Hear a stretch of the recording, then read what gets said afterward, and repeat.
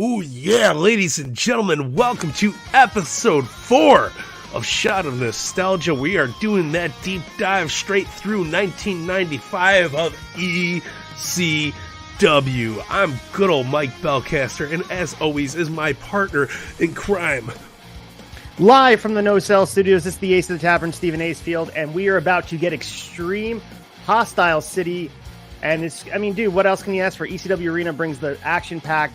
It's a cold December Friday, but we are here to bring you the red-hot Extreme Championship Wrestling in a formidable 1995 year, and we're right in the mix of it, dude.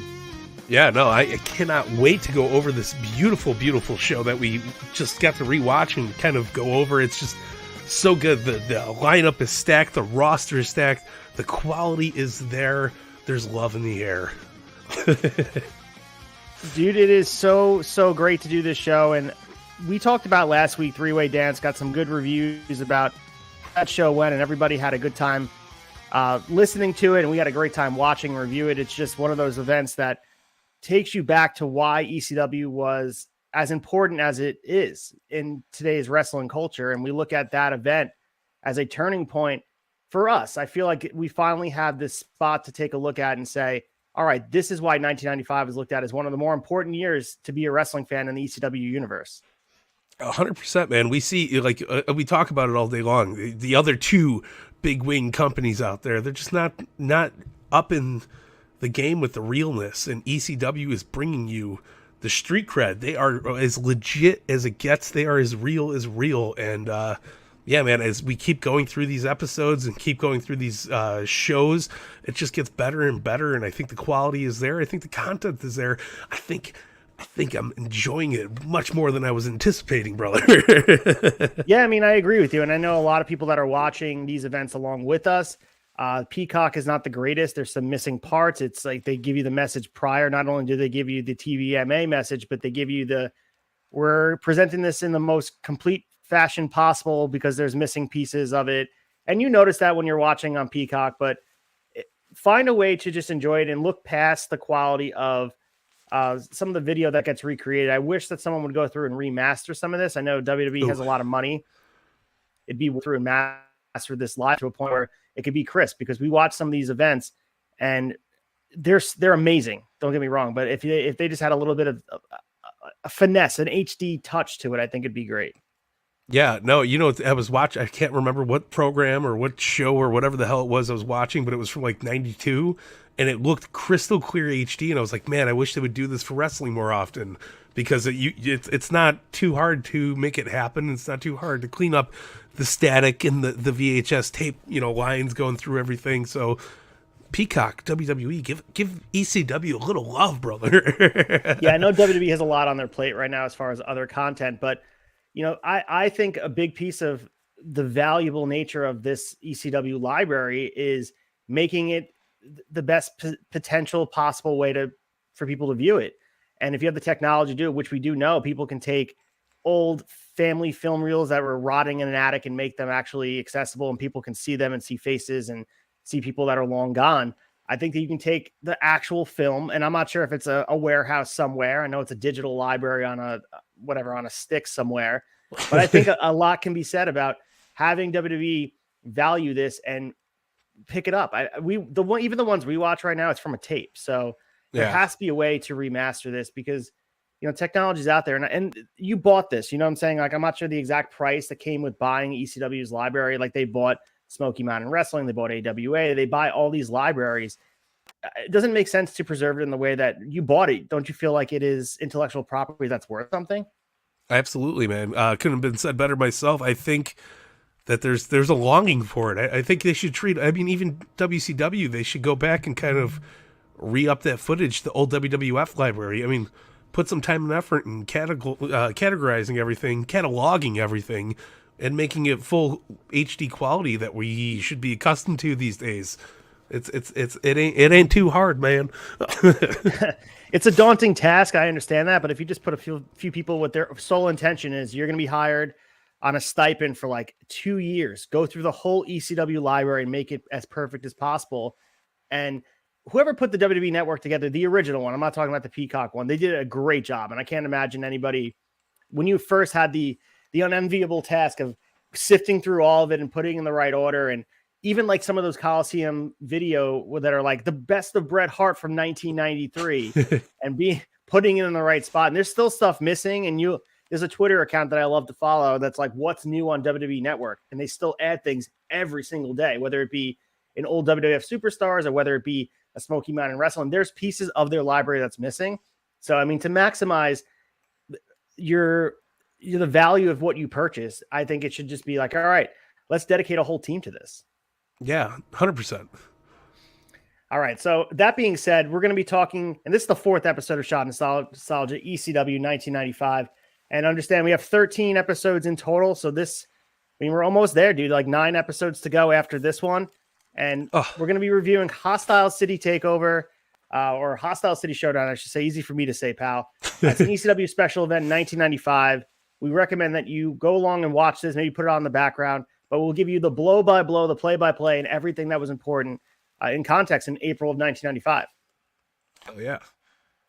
All right. With that being said, we have a hour. So, it's one of those like cocktail hours at a wedding, but it's like quick. They just serve you hors d'oeuvres. You have like one drink, and then we're going to just get right into Get Your Fix, because it has literally one single newsletter from Uncle Dave. So Uncle Dave gets there through the half hour.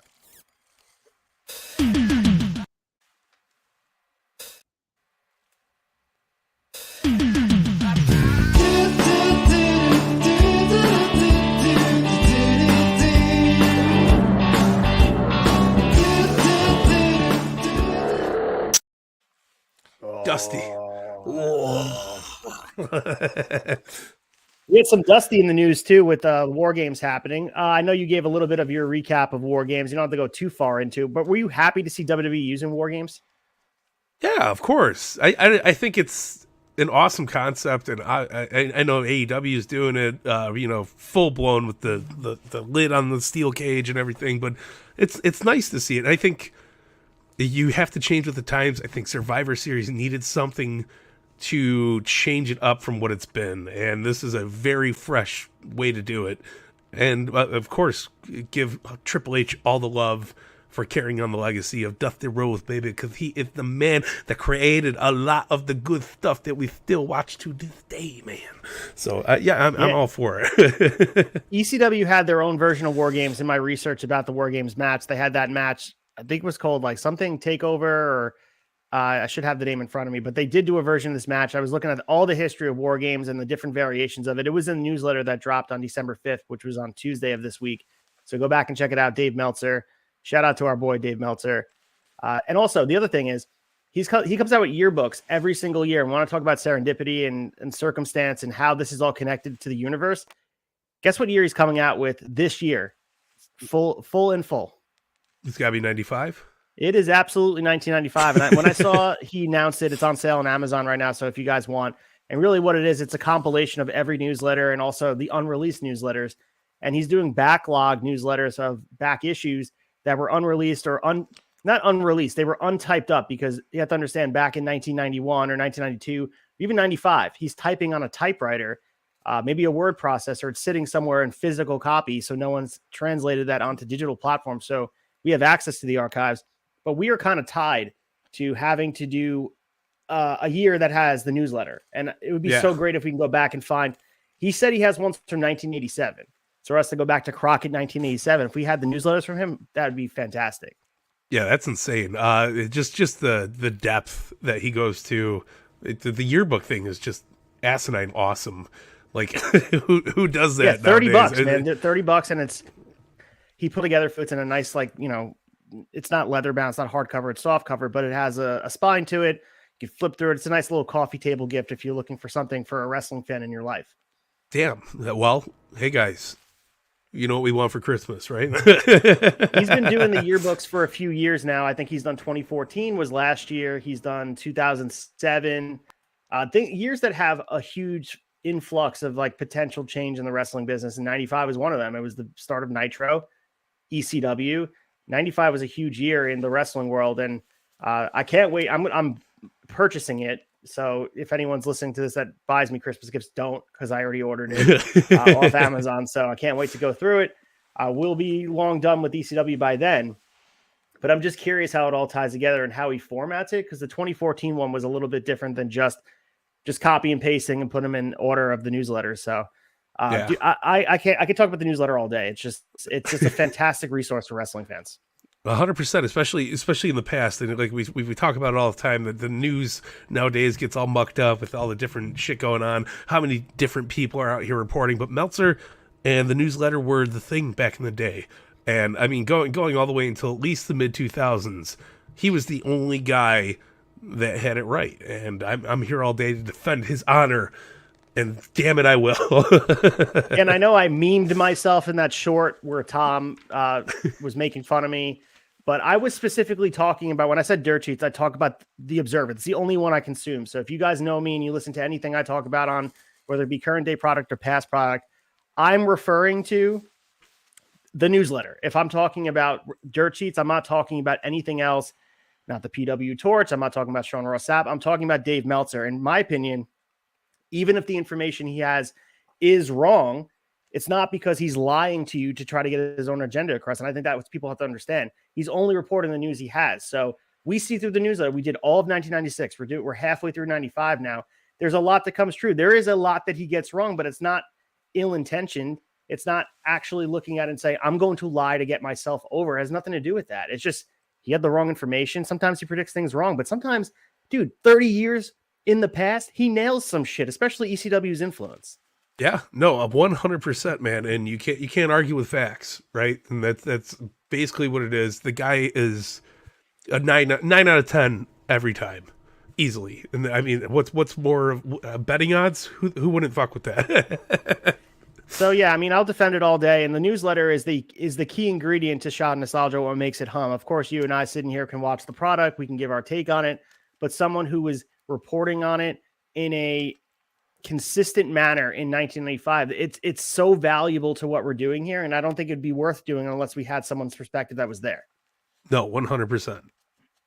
All right, so speaking of the newsletter, let's get into April 10th, 1995, and we're talking about Mickey Irabagi, who opened up the WING promotion, which just folded. So we talked about in the beginning of the year where they were trying to facilitate a relationship with ECW and have their guys work together. And I think they did work once or twice in Japan, having some guys go over, which probably opened the door for Sabu to work in New Japan Pro Wrestling. So that we'll get into that in a second. But that group, there's a group of promotions that kind of went out in Japan, and they opened up a 325 show in Tokyo before about 400 fans at the Tokyo Theater. And they're probably doing a second tour in early May. So the promoter is Mickey Arabi of the original WING promotion that folded earlier this year. Ibaragi's idea was to run ECW type shows. So as we all know, ECW is on cable in Tokyo. So Tokyo fans are familiar with the guy's gimmicks. Hamasatsu is far from Tokyo, but somehow fans seem to know what to expect. Overall, this wasn't a good show. Irabagi wasn't at all unhappy or disappointed with the small crowds, figuring it would be that way on the next tour as well before the group begins to gain a following. So we talk about ECW's influence in North America. Think about how far it's traveled. We're talking about hardcore TV and having the ability to get their product, get their names out there, and build their own brand. It's traveled overseas, miles and miles and miles through the airwaves. We have ECW influencing a small group of promoters trying to put on a show. Yeah, no, it's crazy. I can only picture myself sitting in like a little incubus in Japan watching ECW just dubbed over with Japanese, commentary. It would probably be the best shit ever. like, just mad freaking out. But I mean, that is a product that would translate so damn well into Japanese culture. How can you not want to watch that? I'd be so here for it. I could see the system working you know, with some legs under it after a while. So good for him. I hope it worked out. Spoiler alert, it didn't work out, but at the same time, I just wanted to give it, whenever I see ECW pop up in the newsletter, and that's really, believe it or not, the only time it popped up. They only ran that one show. We talked about the hiatus from February. They had no shows in March. They only opened up the show the week before that we just did three-way dance. So there's not a lot of news to report on. Of course, we'll get into the news about Sabu and everything that went on with him, because he covers the Sabu thing extensively to the point where it's almost the whole opening of the newsletter. We talked about the death of Eddie Gilbert. We talked about the death of Big John Studd, but also Sabu dominates, and he predicts about what it would look like for Sabu in the future, potentially working with ECW again. And Sabu has direct quotes in here, so I'm very excited to get to that. Hell yeah. So the other thing in this newsletter, I saw the mention of the aforementioned Papa H, Triple H, Paul Levesque was at WWF Fan Festival. He is right now awaiting his WCW release to start. So were Chris Candido and Tammy, who probably won't start on the road until about May. At WrestleMania, according to those live, the chants were refund chants at ECW, Hogan sucks chants during the show. All right, so a lot to unpack here. Let's start with Paul Levesque, who just got his release from WCW. He's about to start his journey in WWF. It's so interesting to see him here. He just pops up at a WWF Fan Festival, just a sly mention of this, like, oh, he's the blue blood, he's the snob, he's the guy who's teamed with Steven Regal in WCW. But he is, who would have thought all these years later he'd be the guy at the helm of the ship, captain hat on, holding the wheel and steering us into the direction where WWE's going. Yeah, no, I mean, come on, we're 30 years removed from this newsletter, basically. And we've lived through it. We've seen what history has produced. He comes in at this fan fest, and 30 years down the line, he's taking over the whole entire company. It's his show now, man. It's absolutely mind-boggling. It's just so interesting, and what would be really cool to do, and I know that probably wouldn't have legs as a podcast, but it would be cool to follow someone's career throughout the newsletter, how they're popped up.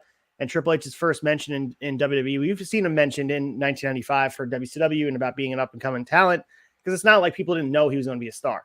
They probably couldn't predict that he would be head of the company. Who could predict that? But having Paul Levesque here in the newsletter and just following the trajectory about where it goes, 95, obviously 96, he wins the King of the Ring, 97, DX, 98, 99, he's a main eventer, wins his first world title, 2000, he marries Stephanie, and boom, 22 years later, he is at the top. He's the one taking the reins from Vince McMahon. And when Vince signed that check, that first one for Paul Levesque, did you think he was going to be like, first of all, you're going to be my son-in-law, and second of all, you're going to be taking this from me and caring for it in a way that he would hope to be graciously. It's crazy, dude. It's absolutely like it's 0.001% chance of happening, and it did, and it's awesome. I'm pumped for it, man. I think it's cool, and this is wild to read. It's just absolutely mind-boggling.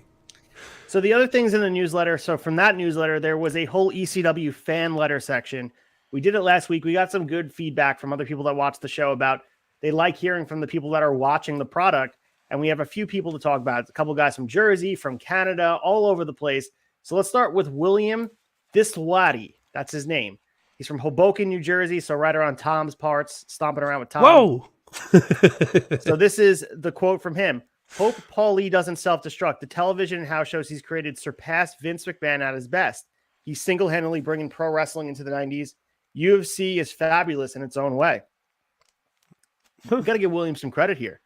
Yeah. He recognizes the importance of UFC. Nobody was touching UFC with a 10-foot pole in 1995. Not yet, as advertisers go. But I think he recognized that there was a thirst for violence. I mean, we watch America. They salivate over the NFL. And the NFL, at the core of what it is, it's just people banging their bodies into each other. And I think that will always sell. But he noticed that ECW was the future of wrestling. And we'll get into that, the influence that ECW has on AEW and the current day product. But UFC as well. Very, very well said by William Thiswati. Yeah, listen, the guy's not wrong. And it was the whole culture change in the 90s. People wanted more aggression. They were ready for it. I mean, that's why heavy metal popped up so big. I mean, that's why the anti-heroes were the thing of that generation. It was just what it was. And who carries that flag more better than Paul Heyman?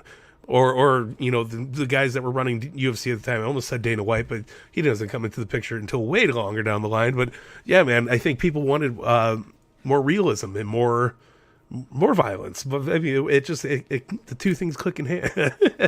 Yeah, normalizing the violence, and I think ECW and UFC were at the cutting edge of where culture was going, and UFC stuck around and they were able to survive for whatever reason. And you talk about Dana White, who came into the picture, and I would say what Dana White was to UFC is what Roger Goodell was for the NFL. They both were successful businesses prior to those guys taking the head job, or whatever you want to call it, commissioner, and Dana White being the head honcho of UFC, whatever you want to call it, owner, operator, whatever the hell it is.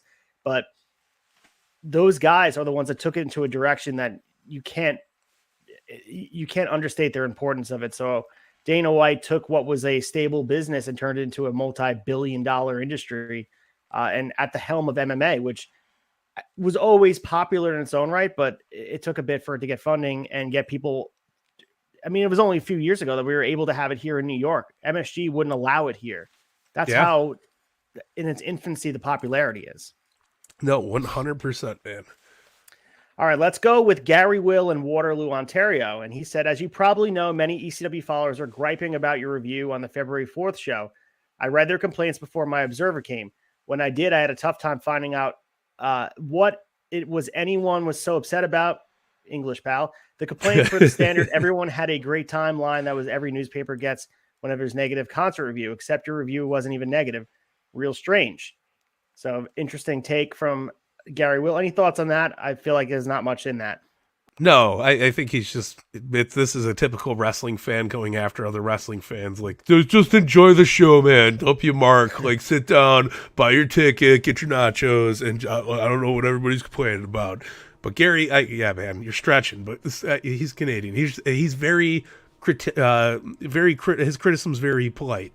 We'll go. I'm sorry. All right. I'm sorry. It's not okay, but it's just to sit back and enjoy the show and some poutine. Yeah, we're going to have a good time.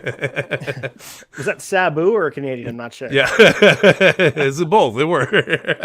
All right. So let's get Charles Russo in Staten Island, New York. And he has a different perspective that I really never thought of. I'm interested in what your take would be. So he said, when I heard ECW was going to be broadcast on MSG, I was very excited. Since I read about it, now I get the chance to see it firsthand. Now that I've seen it, I believe I can formulate my own opinion about it. The wrestling matches are top-notch, with more innovation in any given match than Hulk Hogan's entire career. The out-of-ring brawling may be a little bit overdone. How many times can I see a man get hit with a chair, a cookie sheet, or a frying pan, table, or garbage can, or whatever is handed to them by the fans? It gets old. The angles remind me of the glory days of Florida wrestling. The interviews, while Shakespearean sonnets seem shorter and less scripted, are well done, even by the wrestlers like Moi, who have less charisma than a ketchup sandwich. One fault I see is the obsession with running down WWF and WCW. With a product this good, childish baiting is both unnecessary and unprofessional. So this is very interesting so far. I'll continue, and I'll get your take on it. The biggest problem I have is with Joey Styles. The fact he's won Announcer of the Year makes my spleen ache. Compared to him, Gorilla Monsoon is Lance Russell. This Larry Nelson of the 90s does insufferable mugging, and it makes me feel like punching him every time. Lose him quick. In summation, is ECW the best wrestling television show on TV? Absolutely. Would I go to a live show? Absolutely not. The fans' actions scare the hell out of me. All right, so let's digest this for a second, pull it apart. Let's go with his take. He's very complimentary of ECW. He was excited to watch it. Yeah. Based off what the newsletter was saying. But what were your initial thoughts on what Charles was saying about the product? You think it's fair, or you think he's off base? You know, listen, it is miles above what Hulk Hogan's doing. Everything was okay until he started taking shots at Joey. You can't give the man of Extreme, the voice of Extreme, that much hate. The guy's doing solo commentary on his own, and maybe once in a while somebody would step in with the dude. He's just trying to get the action over, and that's why I felt he was so hokey. But he was great at his job, and he did a fantastic job doing it. Like, the interviews ringside, I mean, he was doing great. Dressed in a suit. Obviously, he did not need to dress in full suit tie for this kind of bingo hall craziness. So I leave Joey out of this, dude. Meltzer responded to him in the little sub note. He said, "It may look dangerous on TV with all the fans at ringside bringing gimmicks, but as far as fan violence itself goes, I think the ECW arena is a pretty safe environment." So Dave did give that little tidbit there. And I'm with Dave on that. I think it is a standard safe environment. You just gotta kind of get out of your shell and go experience it, or else you're not going to have. You can't really quote it, and you can't really knock it until you're there and you've lived it and tried it and done it. Like, I mean, that's just wrestling 101. GCW looks scary and not safe, but when you go to a show, you turn out to love the shit out of it live in person. Just unless you're the dude that stood next to Sheena during SummerSlam weekend, where wasn't a dude that got cut with a light tube right next to her? Yeah, right? and it blood everywhere, but I mean, he probably got some free swag. It was great, man. You get to hang out with Nick Gage and get a GCW shirt. Fair trade. All right, let's go to Gregory Vasiles in Corona, New York. He said ECW is the only must-watch wrestling and the only must-watch in wrestling today. I don't agree with you about the Shane Douglas interview. Paul Lee had no matches left to show, and he didn't have much to work with to further his other angles, so he used time in the wisest way possible. Fee is promotion and is champion. In that context, and with that kind of great script that Paul Lee can write and Shane can deliver, the 30 minutes work just fine. Also, to most fans, Ric Flair, not Hulk Hogan, represents WCW. If anything, I think many ECW fans are either disappointed with or blame Flair for not fighting to save his promotion and allowing WCW to sink to the depths it has. So it's Gregory Vasiles in Corona, New York. He said some other stuff, but the most important part was he was defending that Shane Douglas 30-minute promo. That's something we don't see. Can you imagine MJF opening a show with a 30-minute promo? People thought the promo that he had that was 14 minutes built in with a whole bunch of other stuff going on was long. Can you imagine 30 minutes of a soliloquy that's in the backstage area? Oh, it would be pandemonium in this day and age. But I agree with him. You should listen. The Shane Douglas interview was fantastic. 30 minutes is not a long time, but it is a long time. But in the 90s, 95 especially, this is like a news piece. You could sit there and watch a 30-minute interview and walk away with your head held high. Got a lot of good information out of it, and it sells you on an event. This day and age, it just doesn't work. You could do that with a tweet. You don't need, you don't need to have a 30-minute interview. But I think it was done in good context, and I think it was okay. Like, Paul knows his people. Shane's a great talker. I'm with this guy. I'll stand up for Shane Douglas all day long. All right, so the last little fan anecdote we're going to go with is Ramon Lores from Flushing, New York, from my stomping grounds in Queens. Woo. We have ECW has aired on MSG for several weeks now, and here are my impressions. On the plus side, the matches are never boring. The work rate is much higher than any other promotion in the country. There is no fine line between faces and heels, and virtually everyone in the promotion has an obnoxious trait about them. The interviews are entertaining to watch. There is guaranteed heat on every show, as the fans are more rabid than any wrestling crowd I've ever seen, with the possible exception of FMW at the Corrigan Hall or All Japan at the Budokan Hall. I also like the ingenuous way that ECW directly and indirectly disses WWF and WCW, and Joey Styles is probably the best English language announcer I've ever heard. On the minus side, way too much airtime is spent plugging their home videos. He continues to talk about, I think the controversy surrounding Lawrence Taylor has been blown out of proportion, but that's about him being involved in WrestleMania the year before, or this year, I think. WrestleMania 11 is 95. So, yeah. What are your thoughts on what Ramon Lores said? I think he was pretty complimentary and dead on with the crowd, at least. Yeah, I mean, I think he was very, very dead on with Joey Styles. I think, I don't know. Do you have a problem with ECW taking shots at WWF or WCW at the time? Not at all. And I've said the same thing. I've been consistent with the AEW notion as well. I think it's fun. I'm here for all that stuff in wrestling where it creates this benefit from being an informed fan. So like some of the digs that you hear, you wouldn't know unless you were one of those fans that would understand it. So I think it's the perfect way to immerse the fans and get them involved more so than just the on-screen product. You suck them in by making them feel like they're part of the culture. So I like it. Yeah, as much as like nerds, and I'm a nerd too, so I'm not saying this in a mean way, but like much as nerds like Easter eggs in their movies and their TV shows, this is exactly that. MJF can say, "Hey, my buddy trips," and he doesn't have to, put my friend Paul. Like it's an Easter egg, and it's not. I don't think it harms the product, and I don't think it takes away from anything. They're just doing cheeky shit, and they get away with it because that's the fun of it, man. You can't be in a small field game where there's only like 3 other companies and not take shots. Like that adds to the fun, I get it, not everybody's Microsoft, but if you think Apple's not taking shots at Microsoft and vice versa, you got to be out of your damn mind. Of course, dude. And like I think ECW too. innately, they are always going to be punching up at WWF and WCW. They're never going to be the big fish in the pond. So why not take shots? It almost adds to their anarchy type of anti-culture punk rock lifestyle where they are ripping on what is the norm of wrestling. And I think it would be very un-ECW like. It would be almost hypocritical if they didn't take shots at the competition, because that's what they do. That is exactly what they do. And a lot of what they get over on screen is in spite of what other people like. It's the anti-culture, as you keep mentioning. They're against the grain. Things like the BWO get over because how much people are sick of what's happening on the channel. Yeah, no, 1,000%. And his other dig about them plugging their home videos too much. I mean, how else do you expect a goddamn company to make money at the time? I know. We were littered with Girls Gone Wild, infomercials at 2 a.m, no matter what we were watching. And that guy made millions. Like, they're just trying to get their product over. Right? And you're sick of it? Buy the thing. Maybe they'll stop talking about it. If you just buy the VHS, we'll be done with it if you buy the VHS. Well, that's also how they make their money. We talked about their business structure. Not that dude from Corona, New York is wondering about their business structure, but they have 200 people in a high school somewhere. They make their money off merch. We talked about they made $7,000 in one night of merchandise, and they only made $2,200 in ticket sales. They have to plug that merch. Their library, their home videos, that's all they have truly to separate them from the other promotions. And if they're not making at the live gate, their house shows are suffering. They have to find a way to make their money, and it's through merchandise, and it's also through home videos. Hell yeah.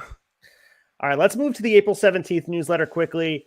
And this is the bigger issue that we need to talk about. Sabu situation ECW came to a head this past week, with the end result being the promotion fired him for no showing the three-way dance we discussed last week. So that was back on April 8th. It had become well known within wrestling that New Japan had booked Sabu for the Heisen Ishinzun show the same day at the Corrigan Hall. Paul Heyman came out and gave Sabu the 4/8 date on 3/20 when he decided to add the 4/8 show, because the original three-way dance date was 4/15, had to be changed because Benoit was booked in Japan on that date. So Sabu was in a weird spot here. And we'll get into his decision-making and what he eventually chose, because we do know he chose Japan over ECW and got a lot of heat within the company and also outside the company with the fans. But if you look at that quote here, and most people don't understand that, they think that he just categorically chose Japan over ECW. That's not the case. He took the date when it was originally 4/15. They changed it to 4/8 because someone else in the company had to work. They were working Japan. So why is there no heat on Benoit? And why are you taking out all your frustration on Sabu? It just that's a part that if you didn't read the newsletter, you wouldn't know it. Yeah.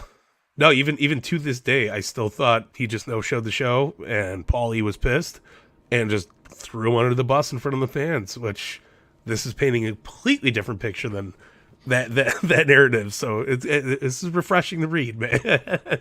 All right, so we have a couple more things to touch upon this. And he said Paul Heyman had been wanting to put together the three-way tag match we talked about in the main event, a three-way dance, since Christmas, but a botched angle at one show combined with schedule conflicts, combined with wanting to build it correctly, kept pushing the match back. The date was added for 4/8 because it was the only point at that point that all 6 would be available. New Japan reportedly gave Sabu the 4/8 date on 3/21 when he came for the show in Osaka. Sabu apparently told both groups he would appear on their shows, saying because of the time difference, he'd be able to do Japan and immediately fly in. But we all know that's a physical impossibility. Like, there's no way you're going to be able to do both, dude. Like, how long is the flight from Japan? Like, that's impossible. I think it's like 8 hours. Yeah, easily 6 at minimum. We heard people on WrestleMania weekend. We talk about all those guys that work during WrestleMania weekend. And they work CW, they work TNA, or Impact, I should say. And they also work elsewhere in the same night. The Briscoes played double duty, but they were across town. This is across the world. There's no way you're making this happen. He uses his Sabu flying powers. That's the best way he does it. He just points at the sky. He just does a plancha over the moon and just finds his way into Japan. All right, so Sabu said New Japan at some point gave him specific dates on 4/8 and 4/28 to build, leading to the 5/3 Dome show where he would get the shot at the IWGP Junior Heavyweight Championship. He said he was already booked on 4/8 with ECW, and he was asked to get out of it. He then called Paul Heyman, who insisted he make the date. So when he got back to New Japan, telling them he couldn't make it, they said that Riki Choshu, who was the head booker at the time, had already been told that he was on the card, and that if he didn't make the date, they'd cancel all his bookings in the future. So now Sabu is stuck trying to choose, again, between loyalty and making money in the future. If he's blackballed from New Japan, we play this out and he doesn't go there, I think it's less likely booked with them again than be booked with ECW if he burns them. Because I think we see everybody come back to ECW. If you can make money for Paul and get heat and generate interest, he'll take you back. You can't say the same thing about New Japan Pro Wrestling. No, 100%. Why take money off a guy's plate? You know, why take food off of his table? And also, I mean, Sabu was a staple for ECW for years and years to come, so it worked out beneficial no matter what. It's small potatoes at this point. At this point, but there's a lot of heat coming into this, and Sabu's reasoning and eventual decision making came from the fact that he felt that after 10 years in wrestling at his current age, which was 31, his prime is now, and it would be, quote, embarrassing to lose his New Japan job, particularly after he left FMW, which gave him his first career break for the New Japan job. He felt that by getting on the plane and going to Japan on Thursday, that by doing so in his mind, it meant he was quitting ECW. While admitting he screwed up and double booking himself, he was bitter about how it was handled at Heyman at the arena on Saturday. And we'll get into that in a second. But looking back at it now, it's easy to look at it with hindsight and talk about it. What would be your decision here? Like if you had to choose, if you were, and knowing how ECW did business and knowing how New Japan does business, it's hard not to think about it in the context of 2022. But if you're in Sabu's shoes, do you feel like he made the right decision or he should have handled it better? Listen, I mean, New Japan probably brought him to the dance. ECW wasn't always here. Of course you're friends with Paul. Of course you're in that whole the whole ECW vibe. But if you're going for straight paychecks and reliability of getting booked and making money and taking care of yourself, I think you made the best decision. You had to go to New Japan. Obviously, New Japan had its legs underneath them. ECW, not a full, well-established company, especially drawing those 200-person crowds. New Japan was at least formatted. It was ready to roll. It was a machine at that point. And Sabu had I think it was the right mindset to go to New Japan as opposed to staying back and, doing the ECW date. So continuing the newsletter, Meltzer talks about where the heat originally came from, and this is according to Heyman, is that on April 2nd, Heyman talked with Sabu while he was putting together his final TV show, which was aired on 4/4, which is the go-home show for the three-way dance show. He wanted a commitment from Sabu to be there, or else he'd change the TV show and get a replacement for him because he didn't want to false advertise. Sabu reportedly told both Paul Heyman and Todd Gordon that he was going to make their date and not to worry about it. So I guess that's a little bit where he's in the wrong here. He had a chance to get out. Then again, this is coming from Paul Heyman, and we know that history has not been kind to Paul Heyman being honest. But if that's the case, I think that he had some wiggle room to at least say, and we've all been in that position, though, where you don't want to hurt someone's feelings, and you feel like even if it's impossible, that you can really make it work. I think if he felt like he could hop on a plane following the show with the time difference, maybe he truly felt like he could make this work. But if he had the out of the go-home show, I think he probably should have took it in that spot, no? No, 100%. But I mean, listen, maybe, without social media and all this stuff, maybe it was plausible in his mind that he was going to make it back in time and shit just didn't work out. But that's giving him the benefit of the doubt. And also, like you said, this is coming from the walrus, Paul Heyman himself. Who knows what shit he's spewing? Who knows? All right, so it gets really interesting with quotes, and he said, Sabu said words like "swear to God" in reference to him being there, and they were also used by Heyman, and he had said to the effect, "Do you swear to God you'll be at the show?" And then Sabu said, "I said yes to get him off the phone, and I told him that before I went to Japan." Heyman immediately contacted Rick Steiner to come in as Sabu's replacement for the show, and was put in a position because Sabu hadn't even called where he had little choice but to fire Sabu, even though Sabu was probably the top drawing singles wrestler in the history of the company at that point. So this is what Heyman said. "He gave me his word, so I built the TV show around it," which is the three-way dance match we talked about. "He left me with no other options regarding him, and that's a real shame. But I have no choice. If I let this go, I have no control of my dressing room. I lose control of my dressing room, and once that happens, the ball game is over." So we'll talk about the promo that Heyman cut in the beginning that you talked about. Yeah, I mean, Heyman is in a spot that's, we talk about Sabu's tough spot. Heyman is in just as tough spot here because he wants to be supportive of the boys. He wants to make sure that he's being looked at as fair and reasonable. But I think if people see that he can bend the rules, other people are going to try to get away with it, where you can advertise and all of a sudden people aren't showing up to their bookings if they can make more money. And that's when you start to skate on a really weird thin ice. Yeah. No, I mean, we've seen it happen with GCW. I mean, we've gone in the GCW shows with cards announced where matches just don't happen and they just throw random shit at you. And then not digging at GCW by any means, but I mean, shit happens. Having you control your locker room, this was a different era. So of course, I mean, you couldn't just make a poster and put it out on the internet and have people go, okay, Rick Steiner's going to be there instead of Sabu. So I mean, times are different, but I think if Paul's telling the truth, Paul's in the right here. If Sabu's telling the truth and Paul's not, Sabu's in the right. It's a clusterfuck. We love good clusterfucks here down at Channel Nostalgia. So the promo and speech that he cut in the beginning, who knows if it's really a promo? It's a speech, and he talked about how hard everybody in ECW works and mentioned several people by their real names, such as himself as Paul Heyman, and woman as Nancy Sullivan. He said there was a problem with Sabu saying, and quote, Sabu gave us a commitment and then decided that because he was offered more money on a weekly basis, he will not give you what you paid to see. He decided not to give me the courtesy of a phone call when he swore to God on Sunday that night that we all went to production to give you that Tuesday night TV show, that if he was going to fuck the audience because you were the star of this promotion, let me know. And he said, I'll be there. So, I mean, Paul Heyman's obviously angry here. Sabu is obviously in a tough spot. And if everybody is correct in how they're reporting things, I guess you're right. I mean, you can look at the side of the story that it's being reported, and obviously it's through the perspective of everyone that's involved. And I'm sure there's some shoot interviews you can check out, and Sabu probably feels poorly about this, and as does Paul Heyman. We all know it works out in the end. He comes back. He's a huge part of ECW.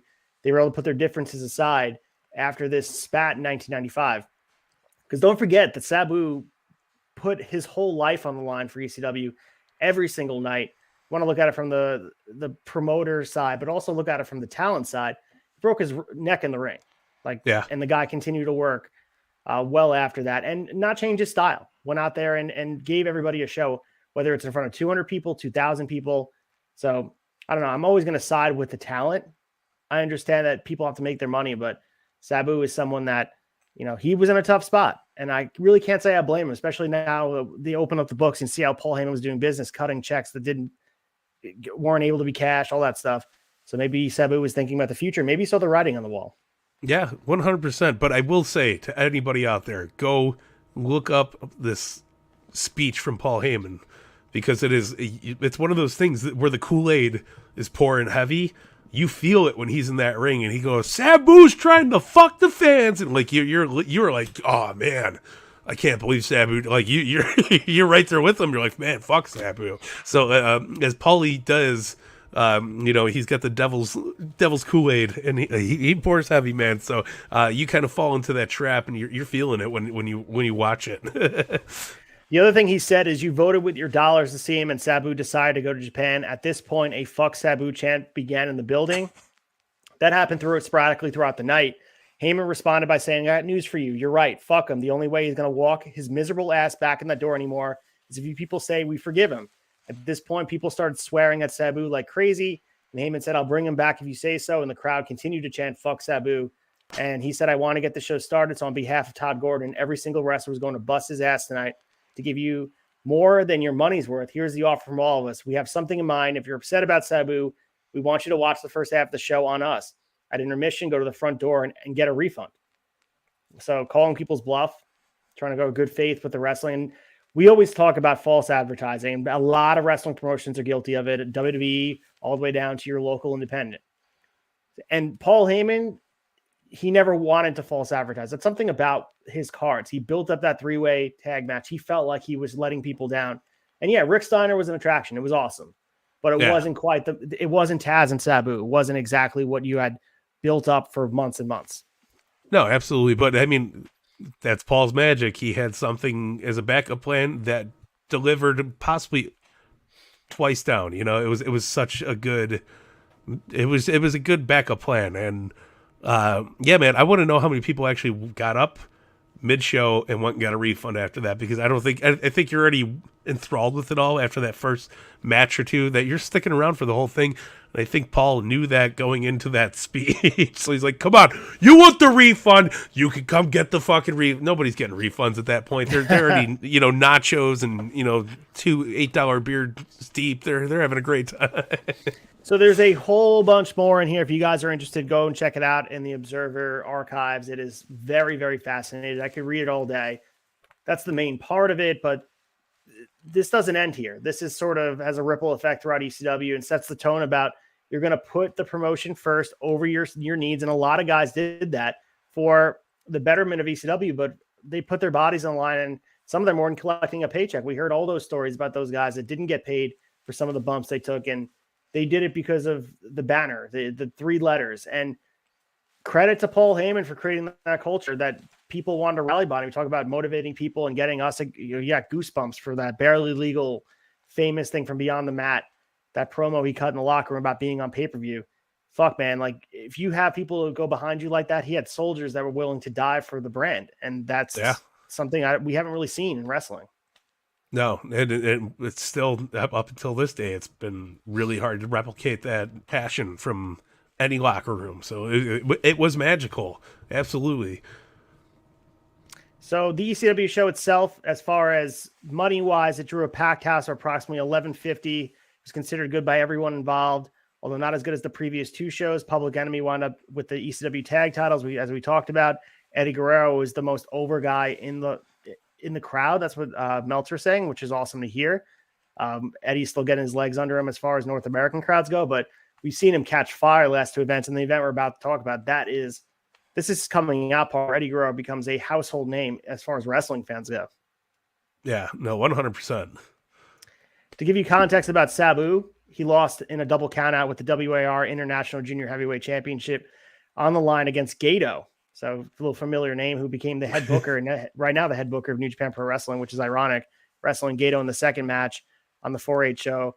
And he apparently broke his already injured ankle and was headed to the hospital on 4/11. So a bad night for Sabu all in all. Yeah, no, shitty turn of events. So apparently the money-wise, and we have the numbers in front of us, and again, this is all conjecture, but he reportedly earns between $3,000 to $4,000 per week with New Japan. If they fly him out, and he makes 1 week's worth of pay, and through May of all his New Japan dates are single night shots. And at most, the best gate that you can get in ECW is $750. And I believe his actual ECW price may be significantly less. He takes a discount because it's a home down discount for ECW. So that's like, I mean, you can't blame the dude for wanting to make his money. And in wrestling, we all know if you have, there's loyalty, and also you have to understand it's a business. These guys are marketing themselves to make money. And I know they're going to bury him on TV and all that, but you can't fault the guy for trying to make triple what he was making in ECW. You can't fault him. Yeah, I mean, $750 is generous too. I would guess more around the $500, $400 mark was about his top earnings at an ECW show. So you're making a good portion of that, and then some going to Japan, and being able to fly back and forth. I would absolutely have hopped on that bandwagon. So speaking of just how influential and how motivating Paul Heyman can be, I had a quick chat with Mike Norman. He was in ECW 1995, was enhancement talent. He wrestled Mikey Whipwreck, I think, in the summer. So his name will pop up every once in a while. But he was in the building. He's always around NYWC.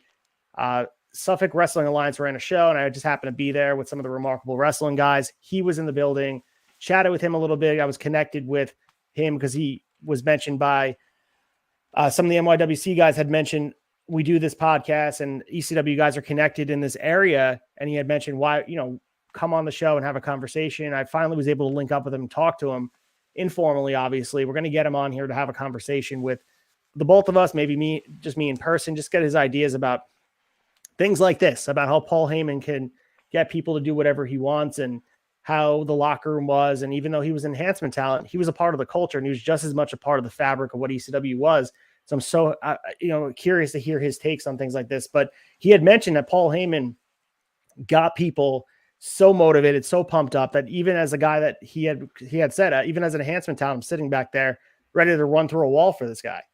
So, this is very interesting stuff. And if you're a guy who has any investment in what ECW is doing, he had you. And I think, Heyman, we see now he's still involved in big ways in wrestling, but the guy is a wrestling booking genius. Like, unbelievable.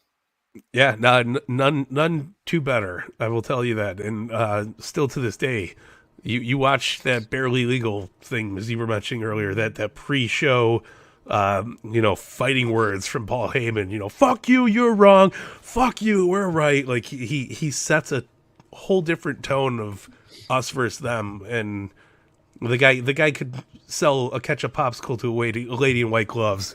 It's a good day. It's good Tommy Boy reference there. But man, he was amazing. With that being said, let's get our fix. Let's talk about Hardcore TV from 411 and a ECW house show before we get into our main event, which is the Hostile City Showdown.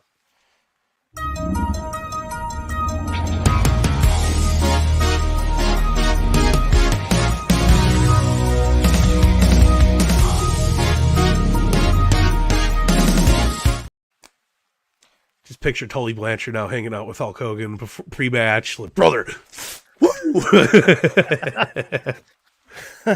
60-minute draw, snowing. 43 minutes in, baby. Yeah. It's always snowing in the Hulkster's locker room, brother. Yeah. All right. So ECW Hardcore TV 411.95 from Philadelphia, Pennsylvania. This, as we know, was airing on MSG. It's syndicated. This ran from 93 to 2000 to give you guys an understanding what was going on. We had matches that were already filmed. We had Eddie Guerrero defeating ECW Television Champion Too Cold Scorpio to win the title. And then we had ECW World Champion Shane Douglas defeating Sandman to retain the title. Those are both from Three-Way Dance the week before. But some angle developments that we need to talk about. Todd Gordon announces Sabu has refused to perform on ECW Three-Way Dance. Sabu has been suspended indefinitely as he rather compete in Japan instead of competing for ECW and its fans. Interesting take from Todd Gordon as the on-screen official, because obviously Paul Heyman's still a manager on screen. Everybody knows he's in charge, but he is still, Todd Gordon's still the guy, the Jack Tunney, if you will. Cactus Jack cut a promo about his feud with Terry Funk. Jack says a trick for staying away for a long car ride is to sing like you are Bob Dylan. He begins to sing like him and says he isn't the greatest Guns N' Roses fan after asking for some production guys, their favorite song. Cactus says, once you get the top spot, you don't let that go. Cactus says he's not leaving ECW, but rather he's going out to sing Terry Funk on April 15th. Jack put over Funk as being more of a role model than he ever would be. Funk burned him really bad with a flaming branding iron. Jack asked his mom to tell him a story about the guy who got a flaming branding iron to the head.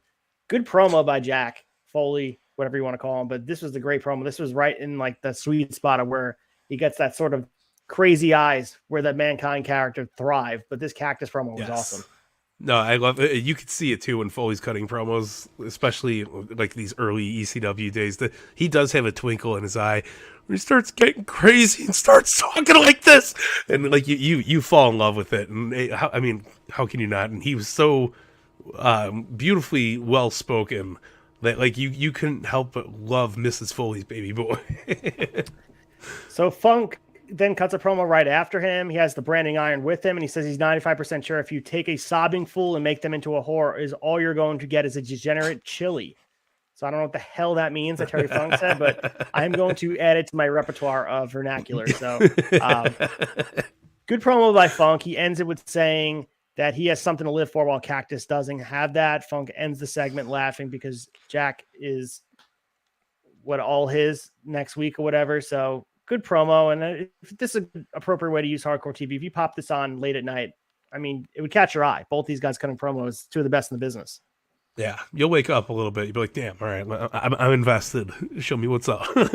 We got more promos from Nancy Sullivan, a.k.a. Woman, and seemingly turning on Sandman by tossing a cane to Shane Douglas during the match that we talked about last week. Sandman then cut a promo saying the woman encouraged him to beat his wife on TV. Then we get the ECW World Champion, Shane Douglas, and Woman cutting a promo, and Douglas is happy to be ECW champion with Woman by his side, so it looks like she's staying with him. But overall, I mean, it's a decently strong show as the go-home show prior to the event they have coming up. Featured two of the top matches in the 4-8 Supercard match, so if you're watching this live, you're probably like, this is amazing. If you got that Eddie Guerrero, Too Cold Scorpio match on top of it, you got a world title match, you pop this on. This is one of the better hardcore TVs you can ever ask for to pop on your TV. Yeah, no, 100%.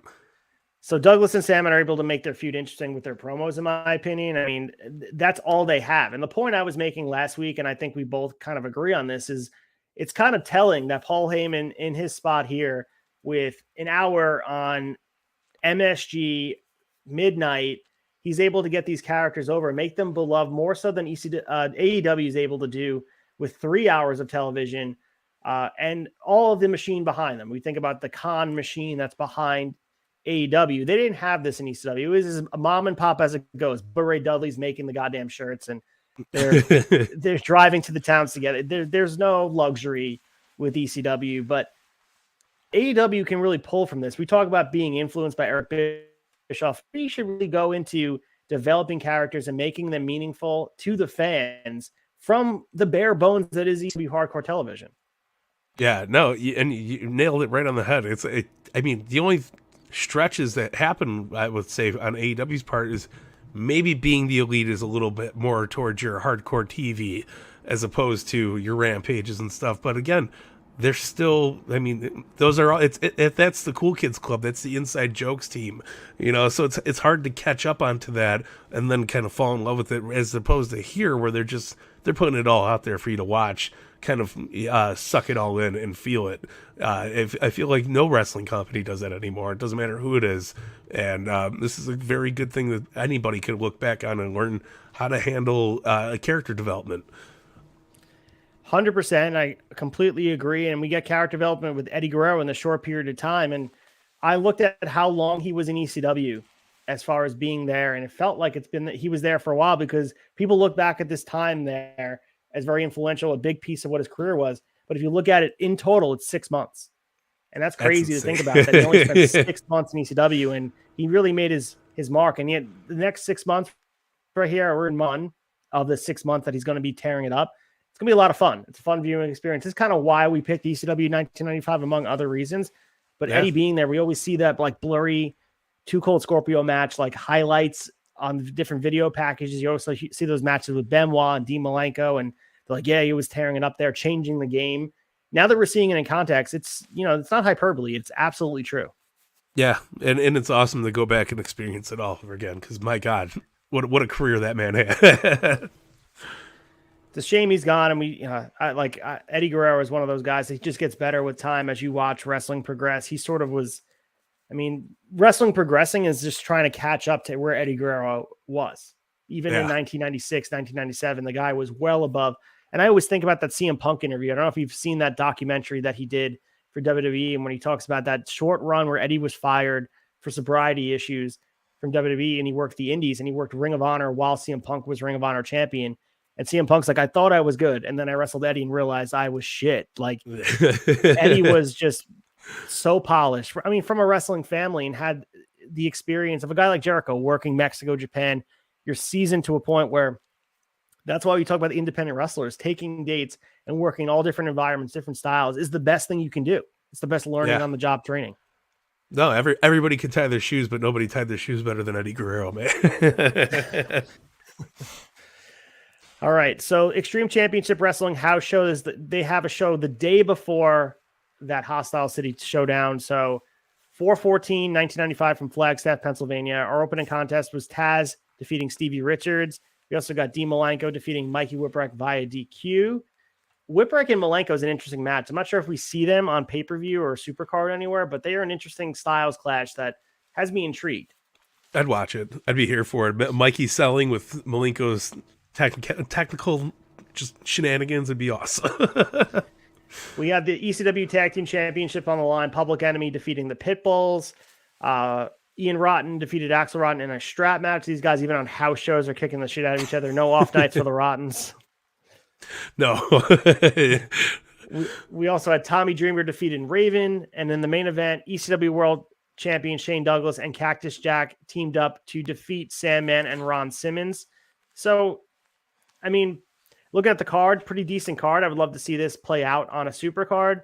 Ron Simmons involved in the main event. He's been treated a little bit like a job enhancement talent the last couple months.